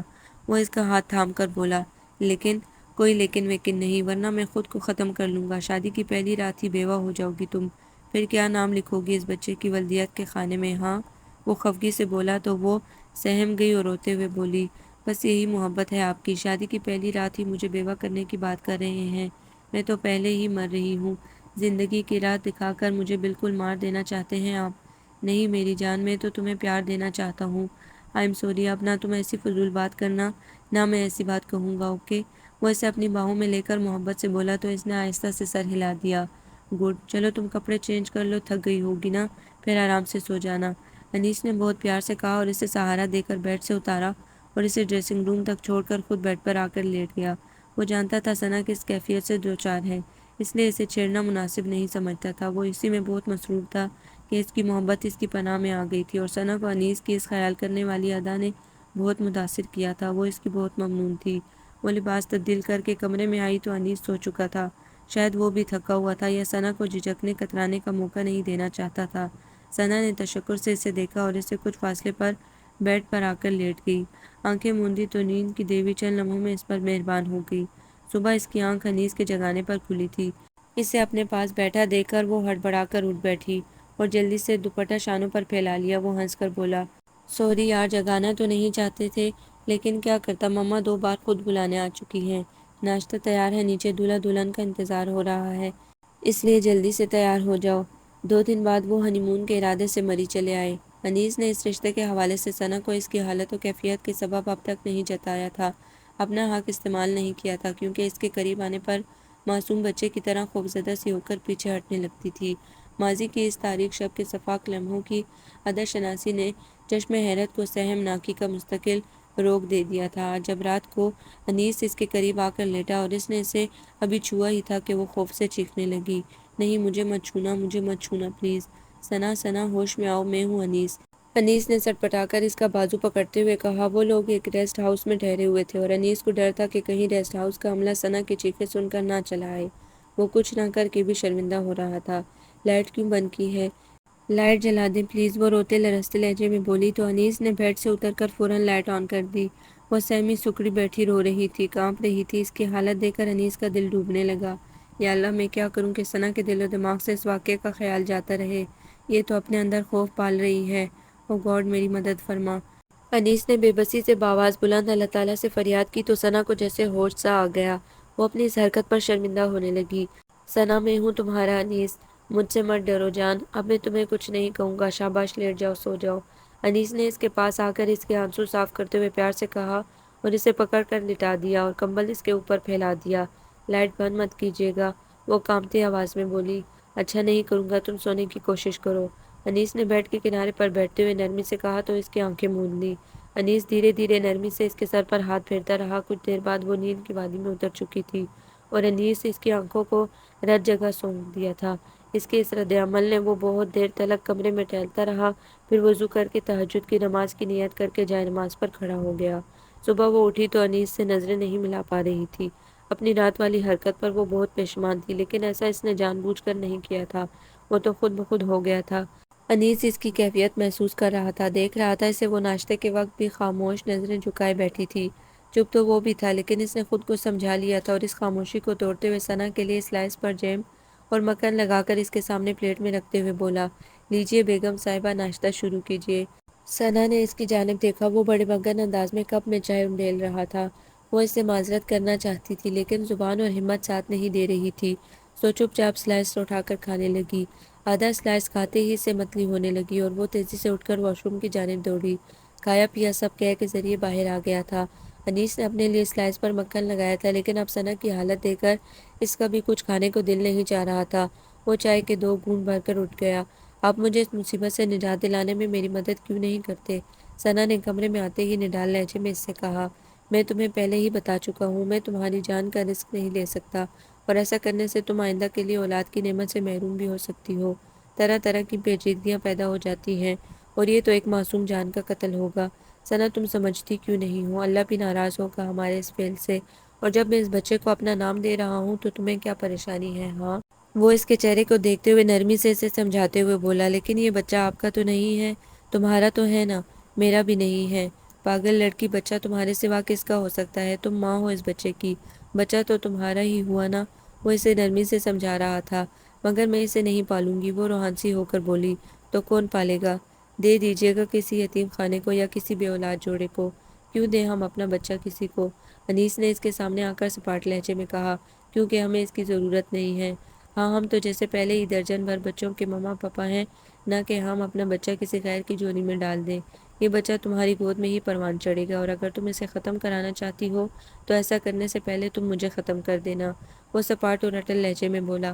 ایسا مت کہیے پلیز، میرا اب کون ہے آپ کے سوا؟ آپ کے بغیر تو میں پھر سے ذلت اور رسوائی کے گڑھے میں گر جاؤں گی، بے سائبان ہو جاؤں گی۔ وہ اس کے سینے پر ہاتھ رکھ کر تڑپ کر روتے ہوئے بولی۔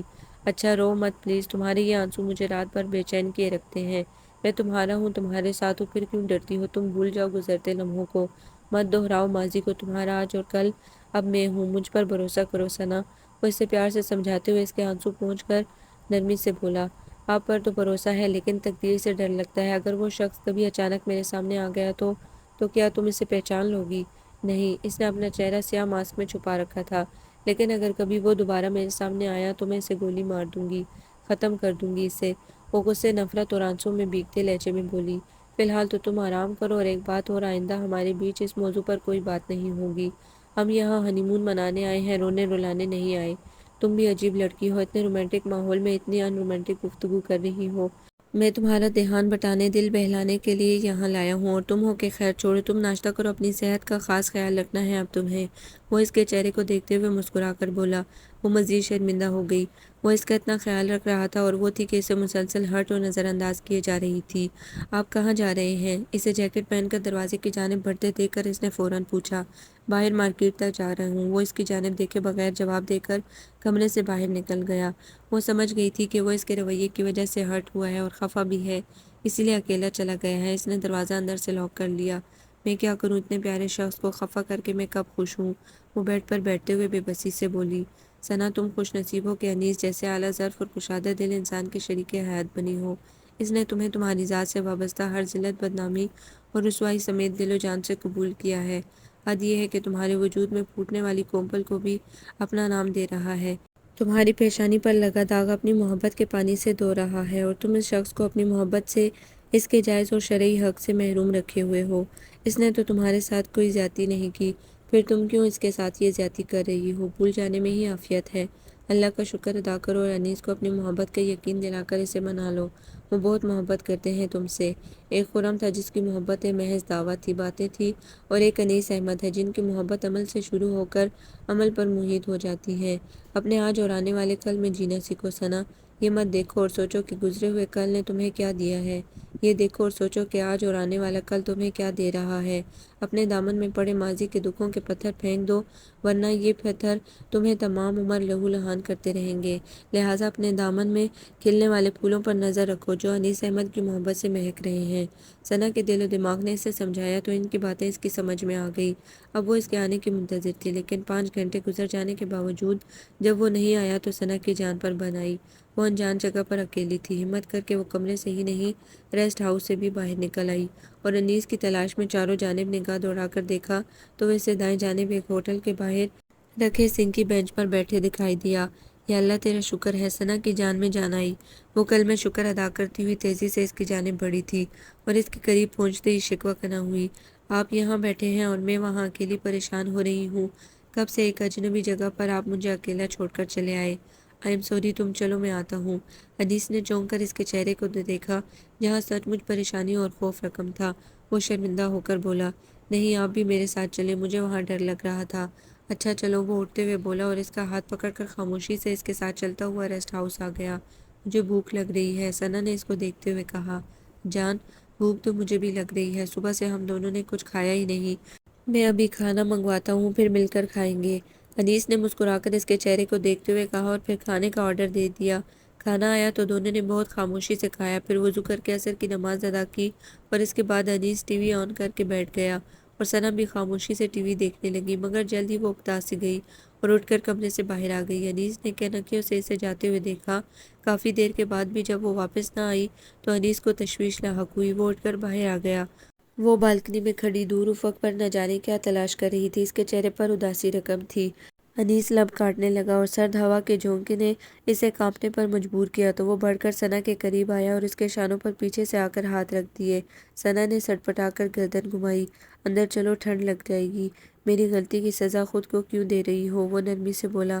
آپ کی غلطی؟ وہ سمجھی نہیں اس کا اشارہ کس جانب تھا۔ ہاں وہی، میں تمہیں اکیلا چھوڑ کر کئی گھنٹے باہر جو رہا ہوں۔ آؤ شاباش، رات ہو رہی ہے۔ وہ محبت سے بولتا اسے اپنے ساتھ لگائے کمرے میں لے آیا۔ رات کو جب سونے کا وقت ہوا تو انیس بیڈ پر لیٹنے کے بجائے تکیہ اٹھا کر صوفے پر آ گیا۔ ثنا نے حیرت سے اسے دیکھا اور پوچھا، آپ صوفے پر سوئیں گے کیا؟ ہاں۔ کیوں؟ میں نہیں چاہتا کہ میری وجہ سے تم تکلیف محسوس کرو اور سکون سے سو ہی نہ سکو۔ انیس نے سنجیدگی سے جواب دیا تو وہ شرمندگی سے زمین میں گڑ گئی اور پھر چند لمحوں بعد خود کو سنبھال کر بولی، آپ پلیز بیڈ پر آ کر سوئیں، میری نیند تو ویسے بھی خراب ہو چکی ہے۔ جبھی تو میں بیڈ پر نہیں سونا چاہ رہا۔ انیس نے اس کی بات سن کر کہا، میں آپ کو صوفے پر بھی سونے نہیں دوں گی۔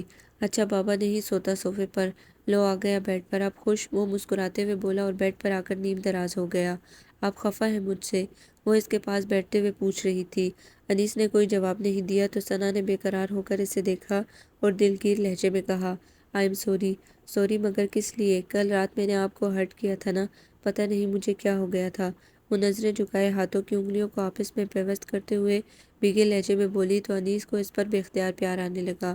مجھے تم پر گزری قیامت کا اندازہ ہے ثنا، میں تمہاری کیفیت سمجھ سکتا ہوں، تمہارے دکھ کو سمجھ سکتا ہوں، لیکن میری جان، زندگی کسی ایک سانے واقعے یا حادثے پر ختم نہیں ہو جاتی۔ جب تک سانسیں باقی ہیں اسے تو جاری رہنا ہے۔ تو اچھا نہیں ہے کہ ہم اس زندگی کو ہنسی خوشی پیار محبت سے گزارنے کی کوشش کریں۔ اور ثنا میری جان، میں تمہارا شوہر ہوں، تم بیوی ہو میری، اور میاں بیوی ایک دوسرے کا لباس ہوتے ہیں، ان کی ہر خوشی اور راحت ایک دوسرے سے وابستہ ہوتی ہے۔ لیکن اگر تمہیں میرا قرب تکلیف دیتا ہے تو میں آئندہ تمہیں نہیں چھوؤں گا۔ بس تم رویا نہ کرو، تمہاری آنکھوں کے آنسو میری آنکھوں کے رجگے بن جاتے ہیں۔ وہ اس کے چہرے کو محبت سے دیکھتے ہوئے گویا ہوا، پلیز مجھے معاف کر دیجیے، میں جانتی ہوں آپ صحیح کہہ رہے ہیں، میں آئندہ خیال رکھوں گی۔ آپ نے تو مجھے محبت دی ہے، بھلا مجھے آپ سے کیوں تکلیف ہوگی؟ وہ اس کے چہرے کو پرنم آنکھوں سے دیکھتے ہوئے بولی، پکی بات ہے؟ انیس نے مسکراتے ہوئے اس کی شربتی آنکھوں میں دیکھا تو اس نے اس بات میں سر ہلا دیا۔ تو پھر یہاں آؤ، انیس نے مسکراتے ہوئے اپنی باہیں پھیلا کر کہا تو وہ لمحے بھر کو جھجکی، مگر اب وہ اسے مزید امتحان میں نہیں ڈالنا چاہتی تھی، سو فوراً اس کی مہربان باہوں میں آ سمائی اور اس کے کشادہ سینے پر سر رکھ کر پرسکون ہو گئی۔ انیس نے اسے متاع حیات کی طرح سمیٹ لیا تھا۔ چادریں شب شانوں سے سرکتی جا رہی تھی، چاند اس کے آنچل میں ستارے ٹانک رہا تھا۔ کتنی خوبصورت، انوکھی اور حسین رات تھی یہ! انیس کی محبت بھری باتیں، اس کے پیار کا لمس، اس کی چاہت کا جادو ثنا کے پورے وجود کو سرشار سیراب شاداب کرتا جا رہا تھا۔ وہ رات بھر اسے اپنی محبتوں کا خراج پیش کرنے کے بعد صبح نیند کی وادی میں اتر گیا۔ وہ بہت مسرور سی اس کے چہرے کو محبت سے دیکھ رہی تھی جو کسی معصوم بچے کی مانند لگ رہا تھا۔ ثنا کے دل میں اس کے لیے محبتوں کے سوتے پھوٹ رہے تھے۔ وہ اس سے تکے جا رہی تھی، محبت اور چاہت سے، جس کی محبتوں نے اس کی زندگی کی غمزدہ تاریک شب میں مسرتوں کا مہتاب روشن کر دیا تھا۔ اور پھر انیس احمد کی سنگت میں گزرتا ہر دن، ہر شب، ہر پل ثنا کے تن و من میں گلاب کھلاتا جا رہا تھا۔ وہ بہت خوش تھی۔ انیس احمد کے لیے اس کا دل محبت سے بھرا ہوا تھا۔ وہ انیس کی بے حد ممنون تھی کہ جس نے اس کی مانگ میں اڑتی راکھ کو اپنے پیار کی افشاں میں بدل ڈالا تھا، اس کے تار تار آنچل کو ستاروں سے ٹانک کر بھر دیا تھا۔ وہ دونوں 15 دن تک شمالی علاقہ جات میں سیر کرنے کے بعد گھر واپس لوٹے تو ان دونوں کے چہروں پر بہت تازگی اور شادابی تھی، جسے دیکھ کر سب ہی گھر والے بہت خوش تھے کہ وہ دونوں ایک دوسرے کے ساتھ بہت خوشگوار لمحات گزار رہے ہیں۔ ندا نفیس ولا ثنا سے ملنے آئی ہوئی تھی۔ ثنا نے اسے پورا گھر دکھایا، پھر چائے کے ساتھ ڈھیروں لوازمات دے کر اس کی تواضع کی۔ باقی گھر والے کہیں گئے ہوئے تھے، اسی لیے ثنا کو اکیلی ہی اسے کمپنی دینا تھی۔ ندا دیکھ رہی تھی کہ شادی کے 1 مہینے کے اندر اندر ہی ثنا کھل کر پھر سے گلاب بن گئی تھی۔ اس کے چہرے کی سرخی اور بڑھ گئی تھی۔ سیاہ ویلوٹ کے نفیس سوٹ میں ہیرے کا نازک سا سیٹ پہنے وہ بے حد حسین لگ رہی تھی۔ ندا کو اس سے حسرت محسوس ہو رہا تھا، بہن کی خوشی سے ایک آنکھ نہیں بھر رہی تھی۔ ثنا تم خوش تو ہو نا یہاں؟ ندا نے اسے دیکھتے ہوئے سوال کیا۔ ہاں اللہ کا شکر ہے، میں بہت خوش ہوں، اس نے مسکراتے ہوئے جواب دیا۔ حالانکہ جو کچھ تمہارے ساتھ ہوا تھا اس کے بعد تو تمہیں شرم سے ڈوب مرنا چاہیے تھا۔ خودکشی کرنے کے بجائے تم خوشی خوشی زندگی بسر کر رہی ہو۔ بہت ہی ڈھیٹ ہو گئی تم تو۔ ندا نے زہر فشانی کی تو اس کا دل اچھلنی ہو گیا۔ جب میرا کوئی دوش نہیں تھا تو میں کیوں حرام مرتی؟ تم لوگوں کو تو خوش ہونا چاہیے کہ تمہاری مصیبت سے جان چھوٹ گئی ہے ہمیشہ کے لیے۔ انیس بہت اچھے انسان ہیں تو پھر میں خوش کیوں نہ رہوں، اللہ کا شکر ادا کیوں نہ کروں؟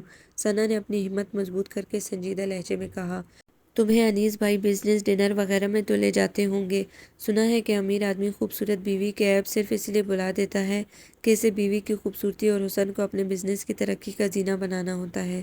تمہارے شوہر تمہیں طعنہ تو ضرور دیتے ہوں گے، اغوا شدہ اور رسوا لڑکی ہونے کا نا؟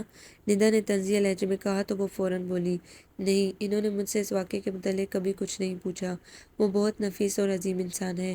انہوں نے مجھ سے اپنے بزنس کے متعلق بھی کوئی بات نہیں کی۔ وہ تو مجھے سب کچھ بھول جانے کے لیے کہتے ہیں۔ ان کے متعلق تم ایسی فضول باتیں نہ ہی کرو تو اچھا ہے۔ اس ایک واقعے نے کس طرح تمہاری ذہنی پستی کو سامنے لا کھڑا کیا ہے۔ افسوس زد افسوس۔ تمہیں اتنا اچھا رشتہ نہ ملتا تب پتہ چلتا کہ زندگی کیسے گزرتی ہے۔ مس ندا، آپ کے بھائی آپ کو لینے آئے ہیں، جائیے۔ اسی وقت انیس ڈرائنگ روم میں داخل ہوئے۔ اس کی طرف دیکھ کر سنجیدہ لہجے میں کہا، وہ ان دونوں کی ساری گفتگو سن چکا تھا۔ اوہ انیس بھائی، آپ کیسے ہیں؟ ندا نے سٹ پٹا کر اسے دیکھتے ہوئے پوچھا۔ کم از کم میں ویسا نہیں ہوں جیسا آپ مجھے سمجھتی ہیں۔ میں بیوی کو اپنے دل اور گھر میں رکھنے کا قائل ہوں ندا بی بی، اسے بزنس کی ترقی کا زینہ بنانے والوں میں سے نہیں ہوں، اور الحمدللہ ہمارا بزنس پہلے ہی بہت ترقی کر چکا ہے۔ ہمیں ایسی گھٹیا حرکتیں کرنے کی کوئی ضرورت نہیں ہے۔ ہاں ایک بات اور، انیس نے اس کی شرم سے زرد ہوتے چہرے کو دیکھتے ہوئے باروب لہجے میں کہا، آئندہ اپنے دل و دماغ سے منفی سوچوں کو نکال کر اپنی بہن کے گھر تشریف لائیے گا۔ اسے حسد کرنے کے بجائے اپنی سطحی سوچ کو صحیح کرنے کی پاکیزہ اور مثبت بنانے کی کوشش کیجیے گا۔ ثنا ایک باحیا اور باکردار لڑکی ہے، اس کے کردار پر کیچڑ اچھالنے سے بہتر ہے کہ آپ اپنے کردار و گفتار پر غور کریں۔ سگی بہن ہو کر آپ کے یہ خیالات ہیں، اپنی بہن کے لیے بہت افسوس کی بات ہے۔ آئی ایم سوری، اللہ حافظ، ندا نے شرمندگی سے کہا اور تیزی سے باہر نکل گئی۔ لندن؟ ہم لندن چلیں گے پاپا، مجھے وہاں بزنس کی دیکھ بھال کے لیے بھیجنا چاہ رہے تھے، تب جلیس بھائی نے وہاں کا آفس سنبھال رکھا تھا۔ وہ اب اپنی فیملی کے ساتھ پاکستان آ گئے ہیں تو میں تمہیں لے کر وہاں شفٹ ہو جاؤں گا، اور اس طرح تم بھی ان کم ظرف لوگوں کی باتوں کے نشتر سے محفوظ رہو گی۔ انیس نے سنجیدگی سے بتایا تو وہ اسے پیار سے دیکھتے ہوئے پوچھنے لگی، آپ کیوں میرے لیے یہ سب کرنا چاہ رہے ہیں؟ آپ اتنے اچھے کیوں ہیں؟ میں کہاں اچھا ہوں ڈارلنگ، میں تو بہت گناہ گار اور خطا کار انسان ہوں، بس تمہاری معصومیت اور محبت نے بہت پہلے مجھے بے بس کر کے رکھ دیا تھا۔ وہ ذرا سا مسکرا کر بولا تو اس نے نفی میں سر ہلاتے ہوئے اس کے چہرے کو دیکھتے ہوئے کہا، آپ خود کو گناہ گار کیوں کہتے ہیں اور سمجھتے ہیں؟ مجھے نہیں لگتا کہ آپ نے کبھی کوئی چونٹی بھی ماری ہوگی۔ ہاں چونٹی تو نہیں، ایک تتلی میرے ہاتھوں میں دم توڑ گئی تھی، انیس نے گہری سانس لے کر کہا تو وہ اسے دیکھتی ہی رہ گئی۔ ان دونوں کے لندن جانے کے تمام انتظامات مکمل ہو گئے تھے، اور انیس نے جانے سے پہلے بیگم آسیہ نفیس احمد یعنی اپنی مما کو اپنے باپ بننے کی خبر سنا کر نہال کر دیا تھا، اور انہوں نے اس بہت ساری ہدایات دی تھی۔ انیس بیٹا، ثنا کا ہر طرح کا خیال رکھنا، اسے پریشان اور تنہا مت کرنا۔ اوکے مما، اور ثنا سے یہ بھی کہیے کہ یہ میرا بہت سارا خیال رکھے وہاں۔ وہ مسکراتے ہوئے ان دونوں کو دیکھتے ہوئے بولا۔ ثنا شرمیلے پن سے مسکرا رہی تھی۔ تم دونوں ہی ایک دوسرے کا خیال رکھنا۔ ثنا بیٹا ڈرنا مت، انیس تم سے بہت پیار کرتا ہے، جانتی ہو تمہارے والدین کے رشتے سے انکار کے صدمے نے انیس کو بیمار کر دیا تھا، اور پھر جس روز اس نے تمہیں ہاسپٹل سے جاتے دیکھا تھا، گھر آتے ہی میری منت سماجت کرنے لگا کہ مما ثنا کو میرے لیے مانگ لیں ورنہ اس کے گھر والے اسے مار دیں گے اور میں مر جاؤں گا، یہ تو دیوانہ ہے تمہارا۔ بیگم آسیہ نفیس احمد اس پر انکشافات کر کے اسے حیران اور شاداب کر رہی تھی۔ وہ بہت چاہت سے انیس کو دیکھ رہی تھی۔ مما، آپ میرے سارے سیکرٹ آؤٹ کر رہی ہیں، دیکھ لیجیے گا، یہ وہاں جا کر نخرے دکھائے گی، سر چڑھ جائے گی، میری محبت پر مغرور ہو کر مجھے ہی بھول جائے گی۔ انیس نے مصنوعی خفگی سے اسے دیکھتے ہوئے کہا تو وہ بے ساختہ کھل کھلا کر ہنس پڑی، اور اس ہنسی سے انیس کی روح میں جیسے کوسے قزح آ گئی ہے۔ اس نے بہت چاہت سے ثنا کو دیکھا تھا۔ سب سے مل کر وہ دونوں لندن کے لیے پرواز کر گئے۔ ثنا کے میکے والوں نے اس کے لندن جانے پر کلمہ شکر ادا کیا تھا کہ اب لوگوں کی باتیں خود بخود دم توڑ دیں گی۔ رات کا تیسرا پہر تھا۔ ثنا کی اچانک آنکھ کھلی تھی اور اس نے انیس کو آج پھر اپنی جگہ سے غائب پایا تھا۔ ایسا اکثر ہوا تھا کہ انیس بستر سے غائب ہوتا تھا، وہ اس کو ڈھونڈنے نکلتی تو وہ دوسرے کمرے میں جائے نماز پر رکوع و سجود میں تسبیحات و مناجات میں مشغول دکھائی دیتا۔ وہ 5 وقت باقاعدگی سے نماز ادا کرتا تھا اور تہجد بھی پڑھتا۔ اس کی آنکھیں رات کے اس پہر بھیگتی چھلکتی رہتی تھی وہ اتنا کیوں روتا ہے؟ یہ بات ثنا کی سمجھ میں آج تک نہیں آئی تھی۔ وہ خاموشی سے اپنی جگہ پر آ کر لیٹ جاتی تھی، لیکن آج اس نے اس سے پوچھنے کا تہیہ کر لیا تھا، سو اس کے نماز و دعا سے فارغ ہونے کا انتظار کرنے لگی۔ وہ جائے نماز رکھ کر واپس پلٹا تو اسے دروازے میں کھڑا دیکھ کر ٹھٹک گیا اور اس کے پاس آتے ہوئے استفسار کرنے لگا، تم کیا بات ہے؟ طبیعت تو ٹھیک ہے نا تمہاری؟ کیوں چلی آئی؟ ایک بات پوچھوں؟ ثنا نے اس کی بھیگی آنکھوں میں دیکھتے ہوئے کہا۔ پوچھو۔ آپ اس وقت عبادت کیوں کرتے ہیں؟ اس وقت عبادت کا ثواب سب سے زیادہ ہوتا ہے اور اللہ تعالیٰ ساتویں آسمان پر آ کر اپنے بندوں کی دعائیں، التجائیں اور فریادیں سنتے ہیں۔ اللہ تعالیٰ فرماتے ہیں کہ کوئی ہے جو مجھ سے مانگے اور میں اس کا دامن بھر دوں، کوئی ہے جو بخشش کا طلبگار ہو کہ میں اسے بخشش دوں، معاف کر دوں۔ انیس نے بھاری لہجے میں نرمی سے جواب دیا، وہ تو میں جانتی ہوں، لیکن آپ اتنا روتے کیوں ہیں؟ اس کو آنسو بہت پسند ہے نا، اس لیے، اور اس کی نعمتوں کے شکر کے لیے، اپنی خطاؤں کی بخشش کے لیے، اور اس نے مجھے تم سے ملا دیا، اس کا شکر تو میں تمام عمر سجدے کر کے ادا کرتا رہوں تب بھی نہ ادا کر پاؤں گا۔ تمہاری محبت کا شکریہ بھی تو ادا کرنا تھا۔ آج کے آنسو اس لیے بہے تھے کہ انیس احمد تمہاری محبت پا کر مالا مال ہو گیا ہے۔ شکر کرنے سے نعمت بڑھتی ہے اور میں تمہاری محبت کی نعمت بڑھتے ہوئے دیکھتے رہنا چاہتا ہوں، زندگی کی آخری سانس تک تمہارا پیار چاہتا ہوں، اس لیے شکر ادا کرتا رہتا ہوں، معافی مانگتا ہوں۔ انیس نے اس کے چہرے کو ہاتھوں میں تھام کر مسکراتے ہوئے جواب دیا تو وہ اس کے جذبوں کی شدتوں پر ششدر رہ گئی، اس کی دیوانگی پر سہم سی گئی۔ انیس، وہ اس کے سینے سے لپٹ کر رونے لگی۔ نہیں، رونا نہیں، تم نے مجھ سے وعدہ کیا تھا نا، ادھر دیکھو، وہ پیار سے بولا۔ اب بھی تو رو رہے ہیں، اس نے سر اٹھا کر اس کا چہرہ دیکھتے ہوئے کہا۔ تو چپ کراؤ نا یار، تم میرے آنسو پونچھ لو اور میں تمہارے آنسو پونچھ لیتا ہوں، وہ بھیگتی آواز میں بولا تو وہ روتے روتے ہنس پڑی اور دونوں نے ایک دوسرے کے آنسو اپنے ہاتھوں میں جذب کر لیے۔ انیس کی پرخلوص اور پرجوش محبتوں میں وقت اتنی تیزی سے گزرا تھا کہ اسے پتہ ہی نہیں چلا تھا اور اس کی ڈیلیوری کا دن بھی آ گیا۔ انیس پریشان سا لندن کے ایک معروف ہاسپٹل میں آپریشن تھیٹر کے باہر کھڑا تھا۔ ثنا کی طبیعت کافی خراب تھی، وہ اس وقت اس صدمے سے رو رہی تھی۔ وہ بار بار انیس سے کہہ رہی تھی کہ میں اس بچے کو نہیں پالوں گی، اس کی صورت بھی نہیں دیکھوں گی، اور انیس نے بمشکل اسے چپ کرایا تھا۔ وہ اس کی سلامتی کے لیے دعائیں مانگ رہا تھا۔ ثنا کی بگڑتی حالت دیکھ کر اسے بچے سے زیادہ ثنا کی سلامتی کی فکر تھی۔ اب 1 گھنٹے بعد انگریز نرس نے اسے باپ بننے کی نوید سنائی۔ ثنا نے ایک صحت مند بچے کو جنم دیا تھا، ڈیلیوری نارمل ہوئی تھی۔ یہ سنتے ہی انیس نے اللہ تعالیٰ کا شکر ادا کیا۔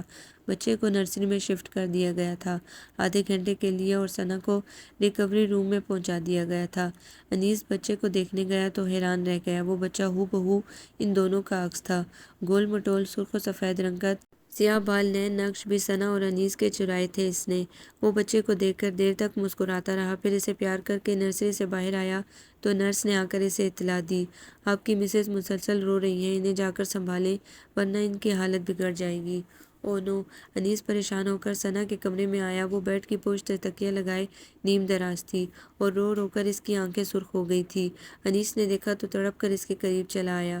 ثنا، یہ کیا کر رہی ہو تم؟ کیوں اپنی جان ہلکان کر رہی ہو؟ اللہ کا شکر ادا کرو کہ اس نے تمہیں خیریت سے اس مرحلے سے گزار دیا اور تمہاری آغوش میں ممتا کا پھول کھلا دیا ہے۔ وہ اس کے قریب بیٹھ کر اس کا ہاتھ تھام کر نرمی سے بولا، وہ پھول نہیں ہے، ببول ہے جو ساری زندگی میرے دل میں چبھتا رہے گا۔ نہیں ثنا، تم کیوں اس معصوم سے متنفر ہو رہی ہو؟ وہ اس کی بات کاٹتے ہوئے نرمی سے بولا، اس لیے کہ وہ ایک شیطان کی اولاد ہے جس نے میری عزت کا آنچل تار تار کیا تھا۔ میں اسے زندہ نہیں چھوڑوں گی، اس کے بچے کو نہیں پالوں گی، اس کی شکل بھی نہیں دیکھوں گی۔ وہ روتے روتے ہچکیاں لینے لگی۔ انیس کی بے چینی اور بے قراری میں اضافہ ہو رہا تھا۔ وہ اسے اپنی باہوں میں لے کر نرمی اور محبت سے گویا ہوا، ثنا میری جان، سنبھالو خود کو، پرسکون ہو کر سوچو، ثنا تمہارے لہو نے اس کے وجود کو سینچا ہے، وہ تمہارے وجود کا حصہ ہے، ثنا تمہارا رنگ و روپ لے کر پیدا ہوا ہے، کیا تم اسے اپنی آغوش سے جدا کر کے چین سے جی سکو گی جسے اس دنیا میں لانے کے لیے تم نے اتنی تکلیف جھیلی ہے؟ کیا اسے اپنی ممتا سے محروم کر کے خوش رہ سکو گی؟ ثنا تم نے اسے جنم تو دیا ہے، تم ماں ہو اس معصوم کی، کسی خیر کے حوالے کر دوں گی اپنے بچے کو۔ انیس، ثنا کا روتے روتے سانس اکھڑنے لگا تھا۔ انیس کی باتیں اس کی سمجھ میں تو آ رہی تھی لیکن اس کی حالت بگڑ گئی تھی۔ ثنا کیا ہوا؟ ثنا، ڈاکٹر، نرس! انیس نے پریشان ہو کر پکارا اور بیڈ کی سائڈ پر لگی ہوئی بزر پر ہاتھ رکھ دیا۔ ثنا تمہیں میرے لیے جینا ہے، اپنے بچے کے لیے جینا ہے، تمہیں میری قسم مجھے چھوڑ کے مت جانا ورنہ میں بھی یہ دنیا چھوڑ دوں گا اور تمہارا بیٹا اکیلا رہ جائے گا۔ ثنا میری خاطر خود کو سنبھالو، پلیز یا اللہ رحم کر، میں بہت گناہ گار ہوں، مانتا ہوں کہ میں بہت خطا کار ہوں، لیکن یہ سزا مجھے مت دینا، میری ثنا کو مجھ سے جدا مت کرنا۔ انیس اس کا سر اپنے بازو پر رکھے کبھی اس سے مخاطب کر رہا تھا اور کبھی رب سے فریاد کر رہا تھا۔ اتنے میں ڈاکٹر اور نرس کمرے میں داخل ہو گئے۔ ثنا منہ کھول کر سانس لینے کی کوشش کر رہی تھی۔ اس نے انیس کا گریبان اپنی مٹھی میں بھینچ رکھا تھا۔ ڈاکٹر نے ثنا کو فوراً آکسیجن لگا دی اور نرس سے اسے آئی سی یو میں شفٹ کرنے کا کہا۔ انیس اپنا دل تھام کر رہ گیا۔ اسے یوں لگا جیسے اس کی محبت ریت کی طرح اس کے ہاتھوں سے پھسلتی جا رہی ہے۔ وہ اسی کمرے میں بستر کے کنارے کا سہارا لیتے ہوئے پھوٹ پھوٹ کر رو پڑا۔ پریشان مت ہو، خدا بہتر کرے گا۔ نرس نے اس کے شانے پر ہاتھ رکھ کر اسے تسلی دی تو وہ اپنے استینوں سے اپنے چہرے کو صاف کرتا ہوا باہر آ گیا۔ 1 گھنٹے بعد ثنا کی حالت سنبھل گئی تھی۔ اس کے منہ سے آکسیجن ماسک ہٹا دیا گیا تھا۔ ثنا نے آنکھیں کھولی تو انیس کا اشکبار چہرہ اس کی نگاہوں کے عین سامنے تھا۔ وہ دیوار سے لگا کھڑا اسی کو تک رہا تھا۔ اس کے ہوش میں آنے پر اس کی روح کو بھی قرار آ گیا۔ یہ پیارا انسان میرے سارے زخم اپنی محبت سے بھرتا رہا ہے۔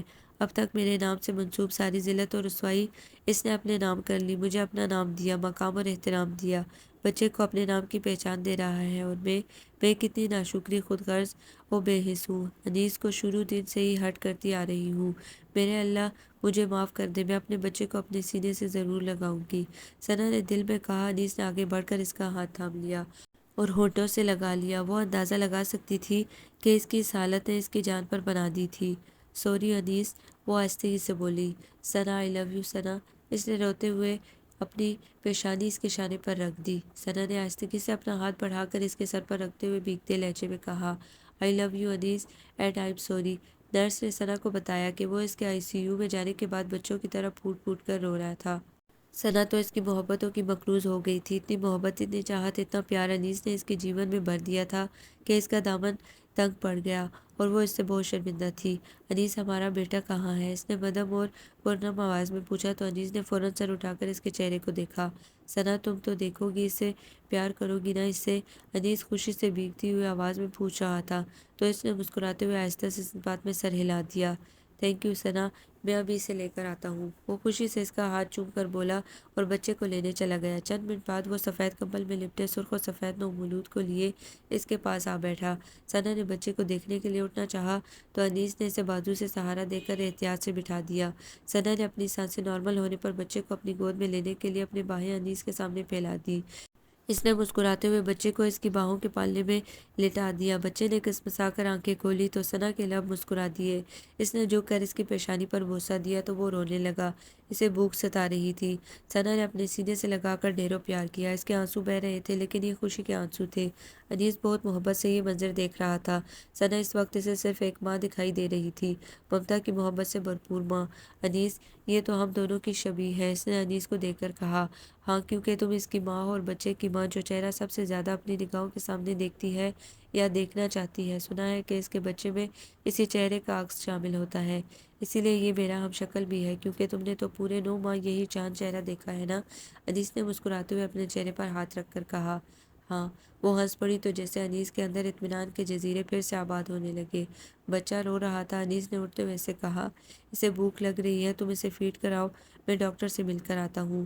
انیس کے جانے کے بعد اس نے بچے کو دودھ پلایا اور ڈھیر سارا پیار کیا۔ تیسرے دن وہ آہت کو لے کر گھر آ گئی تھی۔ بچے کا نام انیس کے علاوہ نفیس احمد نے بھی تجویز کیا تھا۔ ثنا کے میکے اور سسرال میں ثنا کے ہاں بیٹا پیدا ہونے کی خبر بہت خوشی سے سنی گئی تھی۔ انیس نے بچے کی تصاویر کھینچ کر بھجوائی تھی پاکستان۔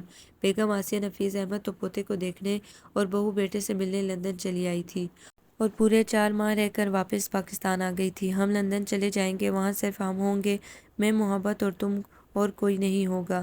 انیس کی بہت پہلے کہی گئی بات اسے یاد آ رہی تھی۔ اس نے اپنا کہا سچ کر دکھایا تھا۔ ان دونوں کے بیچ محبت ہی محبت تھی بس۔ انیس کی محبت میں گزرتے وقت کے ساتھ ساتھ اضافہ ہوتا جا رہا تھا۔ ثنا کو بھی اس سے پل بھر کی جدائی محال لگنے لگی تھی۔ وہ آفس میں ہوتا تو دن میں کئی بار گھر فون کر کے اس سے بات کرتا تھا۔ وہ اس کی محبت میں گم ہو کر اپنے سارے دکھ بھول گئی تھی۔ اس کا گھر جنت کا نمونہ تھا۔ انہیں لندن آئے تقریباً 3 سال ہونے والے تھے۔ وہ اس دوران پاکستان نہیں گئے تھے، البتہ ندا کی شادی چند ماہ پہلے ہو گئی تھی۔ بیگم آسیہ نفیس اور نفیس احمد 2-3 بار ان سے اور اپنے پوتے سے ملنے آ چکے تھے۔ اب تو ثنا کا دل بھی پاکستان واپس جانے کو بے چین رہنے لگا تھا۔ انیس بھی وطن واپس جانا چاہتا تھا لیکن ثنا کی وجہ سے اس نے اپنی اس خواہش کا اظہار کرنے سے قاصر تھا۔ لندن میں اس نے بہت عمدگی سے بزنس سنبھالا تھا اور ہر کام کے لیے ورکرز بھی ٹرین کر دیے تھے۔ زبیر ہمدانی کو وہ اپنی جگہ آفس میں چھوڑ کر جانا چاہتا تھا۔ بارش فرش گل پر مسلسل ناچ رہی تھی۔ ہوا کے لیے بے حد شوق تھی۔ پیڑ خوشی سے جھوم رہے تھے۔ ساری فضا پتوں کی ہنسی سے گونج رہی تھی اور وہ اداسی کی چادر اوڑھے بیٹھا تھا۔ اس کی آنکھوں میں نمی تیر رہی تھی۔ آج ان دونوں کی شادی کو پوری 3 برس ہو گئے تھے۔ ابھی کچھ دیر پہلے اس نے ثنا کو شادی کی سالگرہ کو تحفہ دیا تھا۔ اسے ڈھیر سارا پیار کیا، سالگرہ کا کیک اس کے ساتھ مل کر کاٹا تھا، اسے اپنے ہاتھ سے کھلایا تھا اور پھر اس سے کافی کی فرمائش کی تھی۔ ثنا کافی بنا کر لے آئی تھی مگر انیس کی اداسی نے اسے بھی پریشان کر دیا تھا۔ اس نے کافی کے دونوں مگ میز پر رکھ دیے۔ انیس جیسے ثنا نے اس کے شانے پر ہاتھ رکھ دیے۔ اس نے چونک کر دیکھا۔ کیا کوئی پریشانی ہے آپ کو؟ کوئی نہیں، وہ مسکرا دیا۔ کوئی پریشانی، کوئی دکھ، کوئی غم، کوئی پچھتاوا، کچھ تو ہے انیس جو آپ کو ہر خوشی کے موقع پر ایک دم سے اداس اور بے چین کر دیتا ہے۔ 3 سال ہو گئے ہیں آج ہماری شادی کو، اور ان 3 سالوں میں نے بارہا آپ کو اشک بہاتے رب کے حضور گڑگڑاتے دیکھا ہے۔ ایسا کون سا دکھ ہے آپ کو اتنا رونے کے بعد بھی کم نہیں ہوتا؟ بتائیں نا انیس، آپ مجھ سے شیئر کیوں نہیں کرتے؟ کیا مجھے اس قابل نہیں سمجھتے؟ وہ اس کے چہرے کو دیکھتے ہوئے سنجیدہ مگر اپنائیت بھرے نرم لہجے میں پوچھ رہی تھی۔ نہیں جان، میں تو خود کو تمہارے قابل نہیں سمجھتا۔ ایسا مت کہیے، میرے لیے اس پوری کائنات میں آپ سے اچھا قابل پیار اور قابل محبت کوئی دوسرا شخص نہیں ہے۔ انیس، آپ نے مجھے اس وقت سہارا دیا تھا جب سارے سہارے مجھ سے چھن گئے تھے۔ مجھے اس وقت اپنایا تھا جب سب اپنے غیر بن گئے تھے۔ آپ نے تو مجھے نئی زندگی دی تھی انیس، آپ نے مجھے پھر سے معتبر اور معزز بنایا ہے۔ میرے انیس جیسا عظیم انسان تو اس پوری کائنات میں بھی نہیں ہوگا۔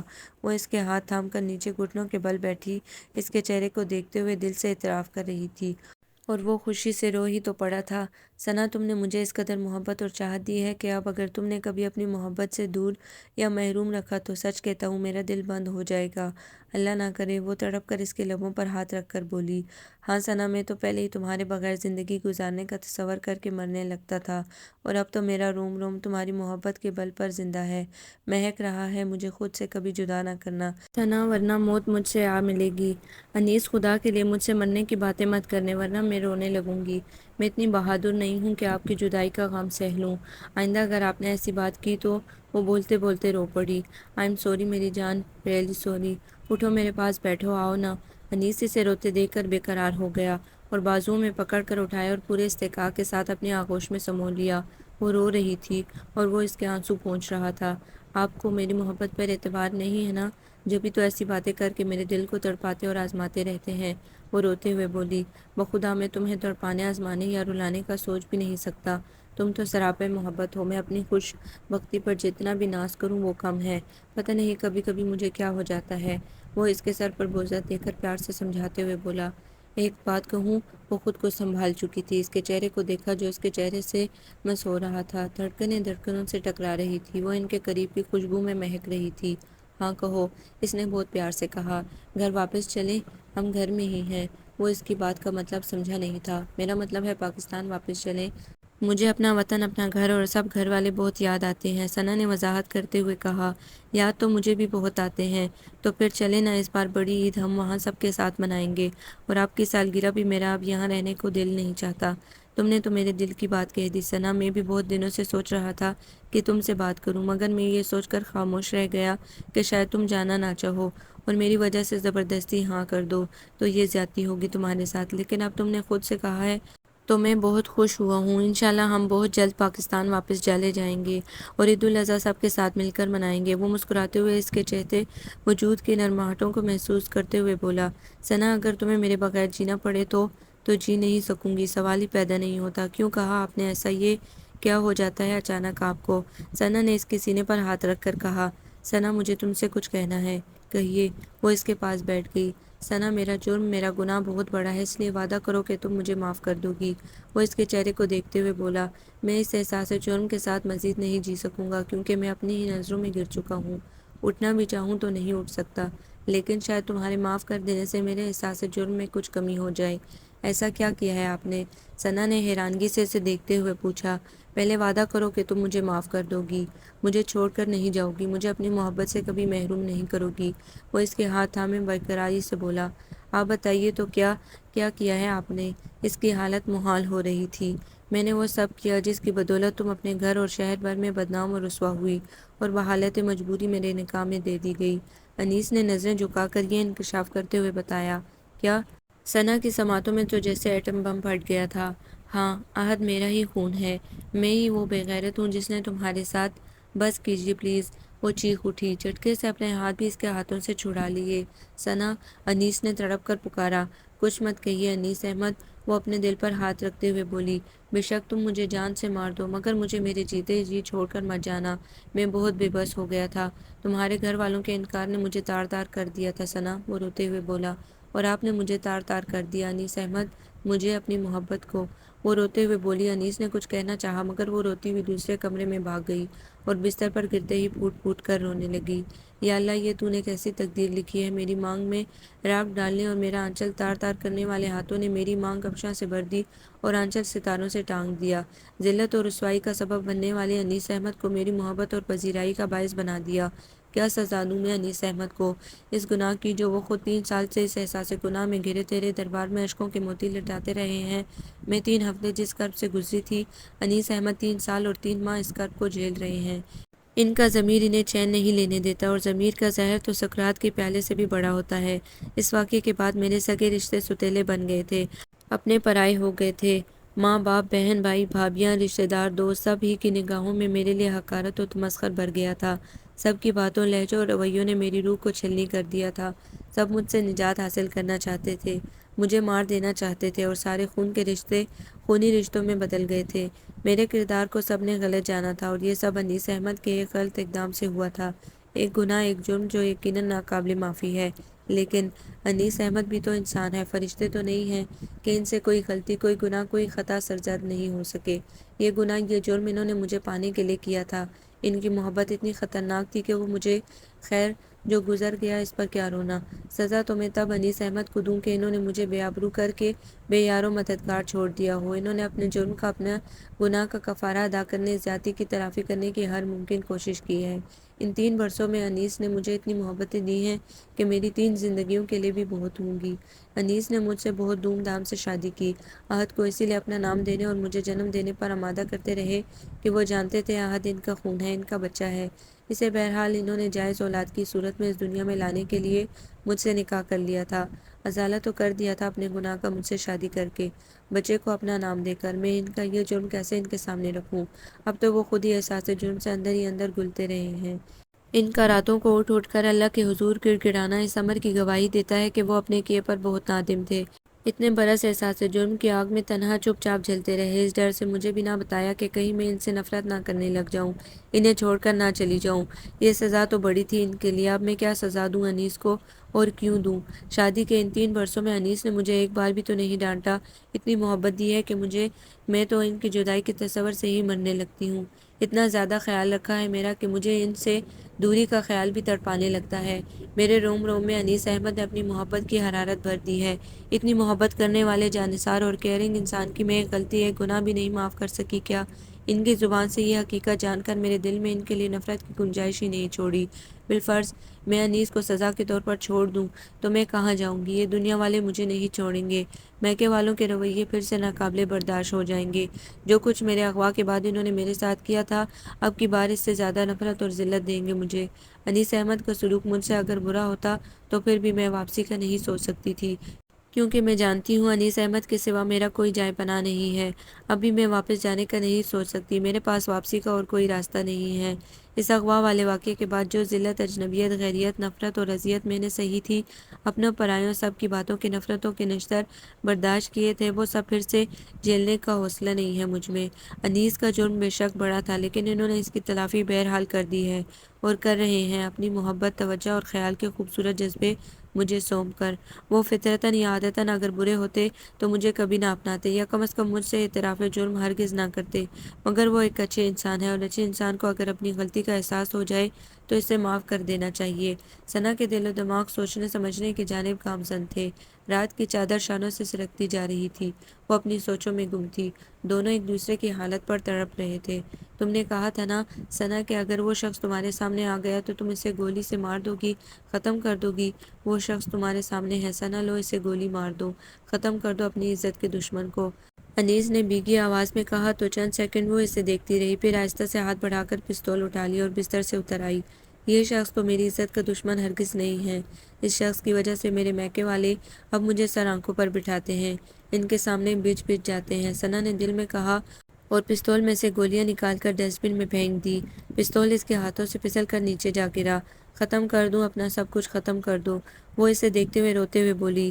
آپ دنیا والوں کی نظروں میں ایک عظیم انسان ہیں، میرا سہاگ ہے، میرے بچوں کے باپ ہیں، اور میرے محبت بھی تو ہیں۔ میں کیسے مار دوں آپ کو انیس احمد، کیسے؟ میں پھر سے رسوائیوں کے بھنور میں نہیں پھنسنا چاہتی۔ آپ کو مار کر مجھے کیا ملے گا؟ ذلت، رسوائی، جیل اور جگہسائی۔ میرے بچے رل جائیں گے۔ پہلے کیا کم رسوائی ہوئی تھی میری کہ اب میں شوہر کو قتل کر کے پھر سے ذلت کا اشتہار بن جاؤں؟ نہیں انیس احمد، میری بے گناہی اور پارسائی پر تو پھر بھی کوئی قیامت تک نہیں یقین کرے گا۔ آپ تو تب بھی مظلوم، معصوم اور عظیم ہی کہلائیں گے۔ جائیے انیس احمد، میں نے آپ کو معاف کیا، اس محبت کے صدقے جو آپ نے مجھے ان 3 برسوں میں دی ہے، اس راحت و مسرت کے صدقے جو آپ مجھے مہیا کرتے رہے ہیں، اور اس اولاد کے صدقے جس کا ہونا آپ کے وجود کے سبب ہے۔ میں نے آپ کو اس گناہ کے لیے معاف کیا۔ انیس احمد، میری دعا ہے کہ اللہ تعالیٰ بھی آپ کو معاف کرے۔ وہ روتے ہوئے اس کے دل پر پہاڑ جتنا بوجھ اٹھاتی اس کے لیے اور بھی انمول ہو گئی تھی۔ ثنا، میں تمہارا قصوروار ہوں، مجرم ہوں، تمہارا مجھ سے بھول ہو گئی تھی۔ ثنا، میں بہک گیا تھا، شیطان کے بہکاوے میں آ گیا تھا۔ میرے دوست فیضان نے میری تمہارے لیے بے قراری دیکھتے ہوئے یہ مشورہ دیا تھا۔ وہ دبئی میں ہوتا ہے، آج کل اسے معلوم ہے کہ میں نے تم سے شادی کر لی تھی، تو وہ دوسرا شخص آپ کا دوست تھا؟ ثنا نے اس کا ندامت سے چور چہرہ دیکھتے ہوئے کہا تو نظریں جھکا کر سنجیدگی اور رنجیدگی سے گویا ہوا۔ ہاں، میں کمزور لمحے کی گرفت میں آ گیا تھا اور پستی میں جا گرا تھا، مگر یہ سچ ہے کہ میں نے تمہیں پانے کے لیے وہ سب کیا تھا، میرے پاس اور کوئی راستہ ہی نہیں بچا تھا۔ ثنا، اگر تم میری زندگی میں نہ آتی تو میں مر جاتا۔ تمہاری محبت کی شدت نے مجھے اس حد تک جانے پر مجبور کر دیا تھا۔ میں اپنے کیے پر بہت نادم ہوں ثنا، ان 3 برسوں میں پل پل مرا ہوں۔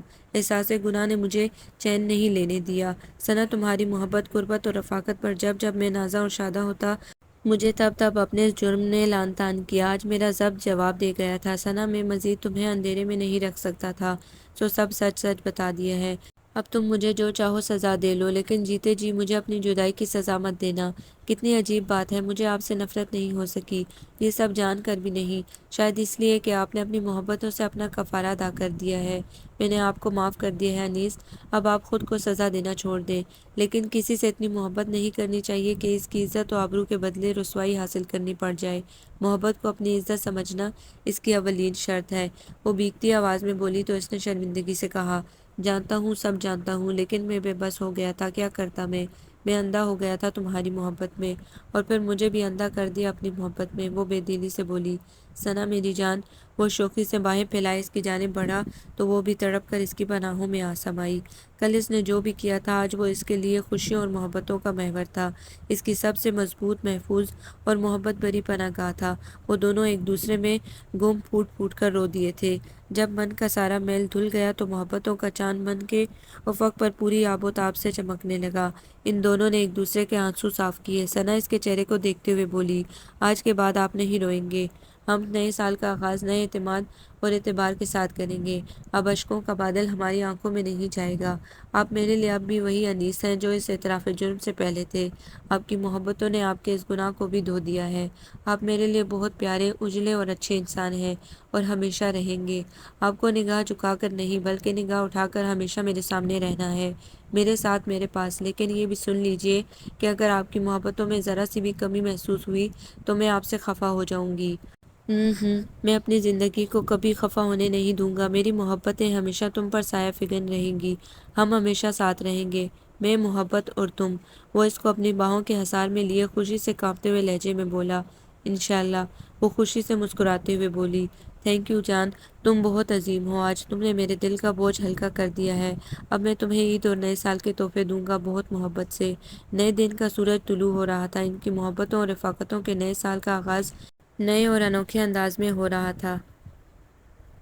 آپ کو یہ ناول کیسا لگا؟ کمنٹس میں اپنی رائے ضرور دیں۔ ہمارے چینل کو لائک کریں، سبسکرائب کریں، شیئر کریں۔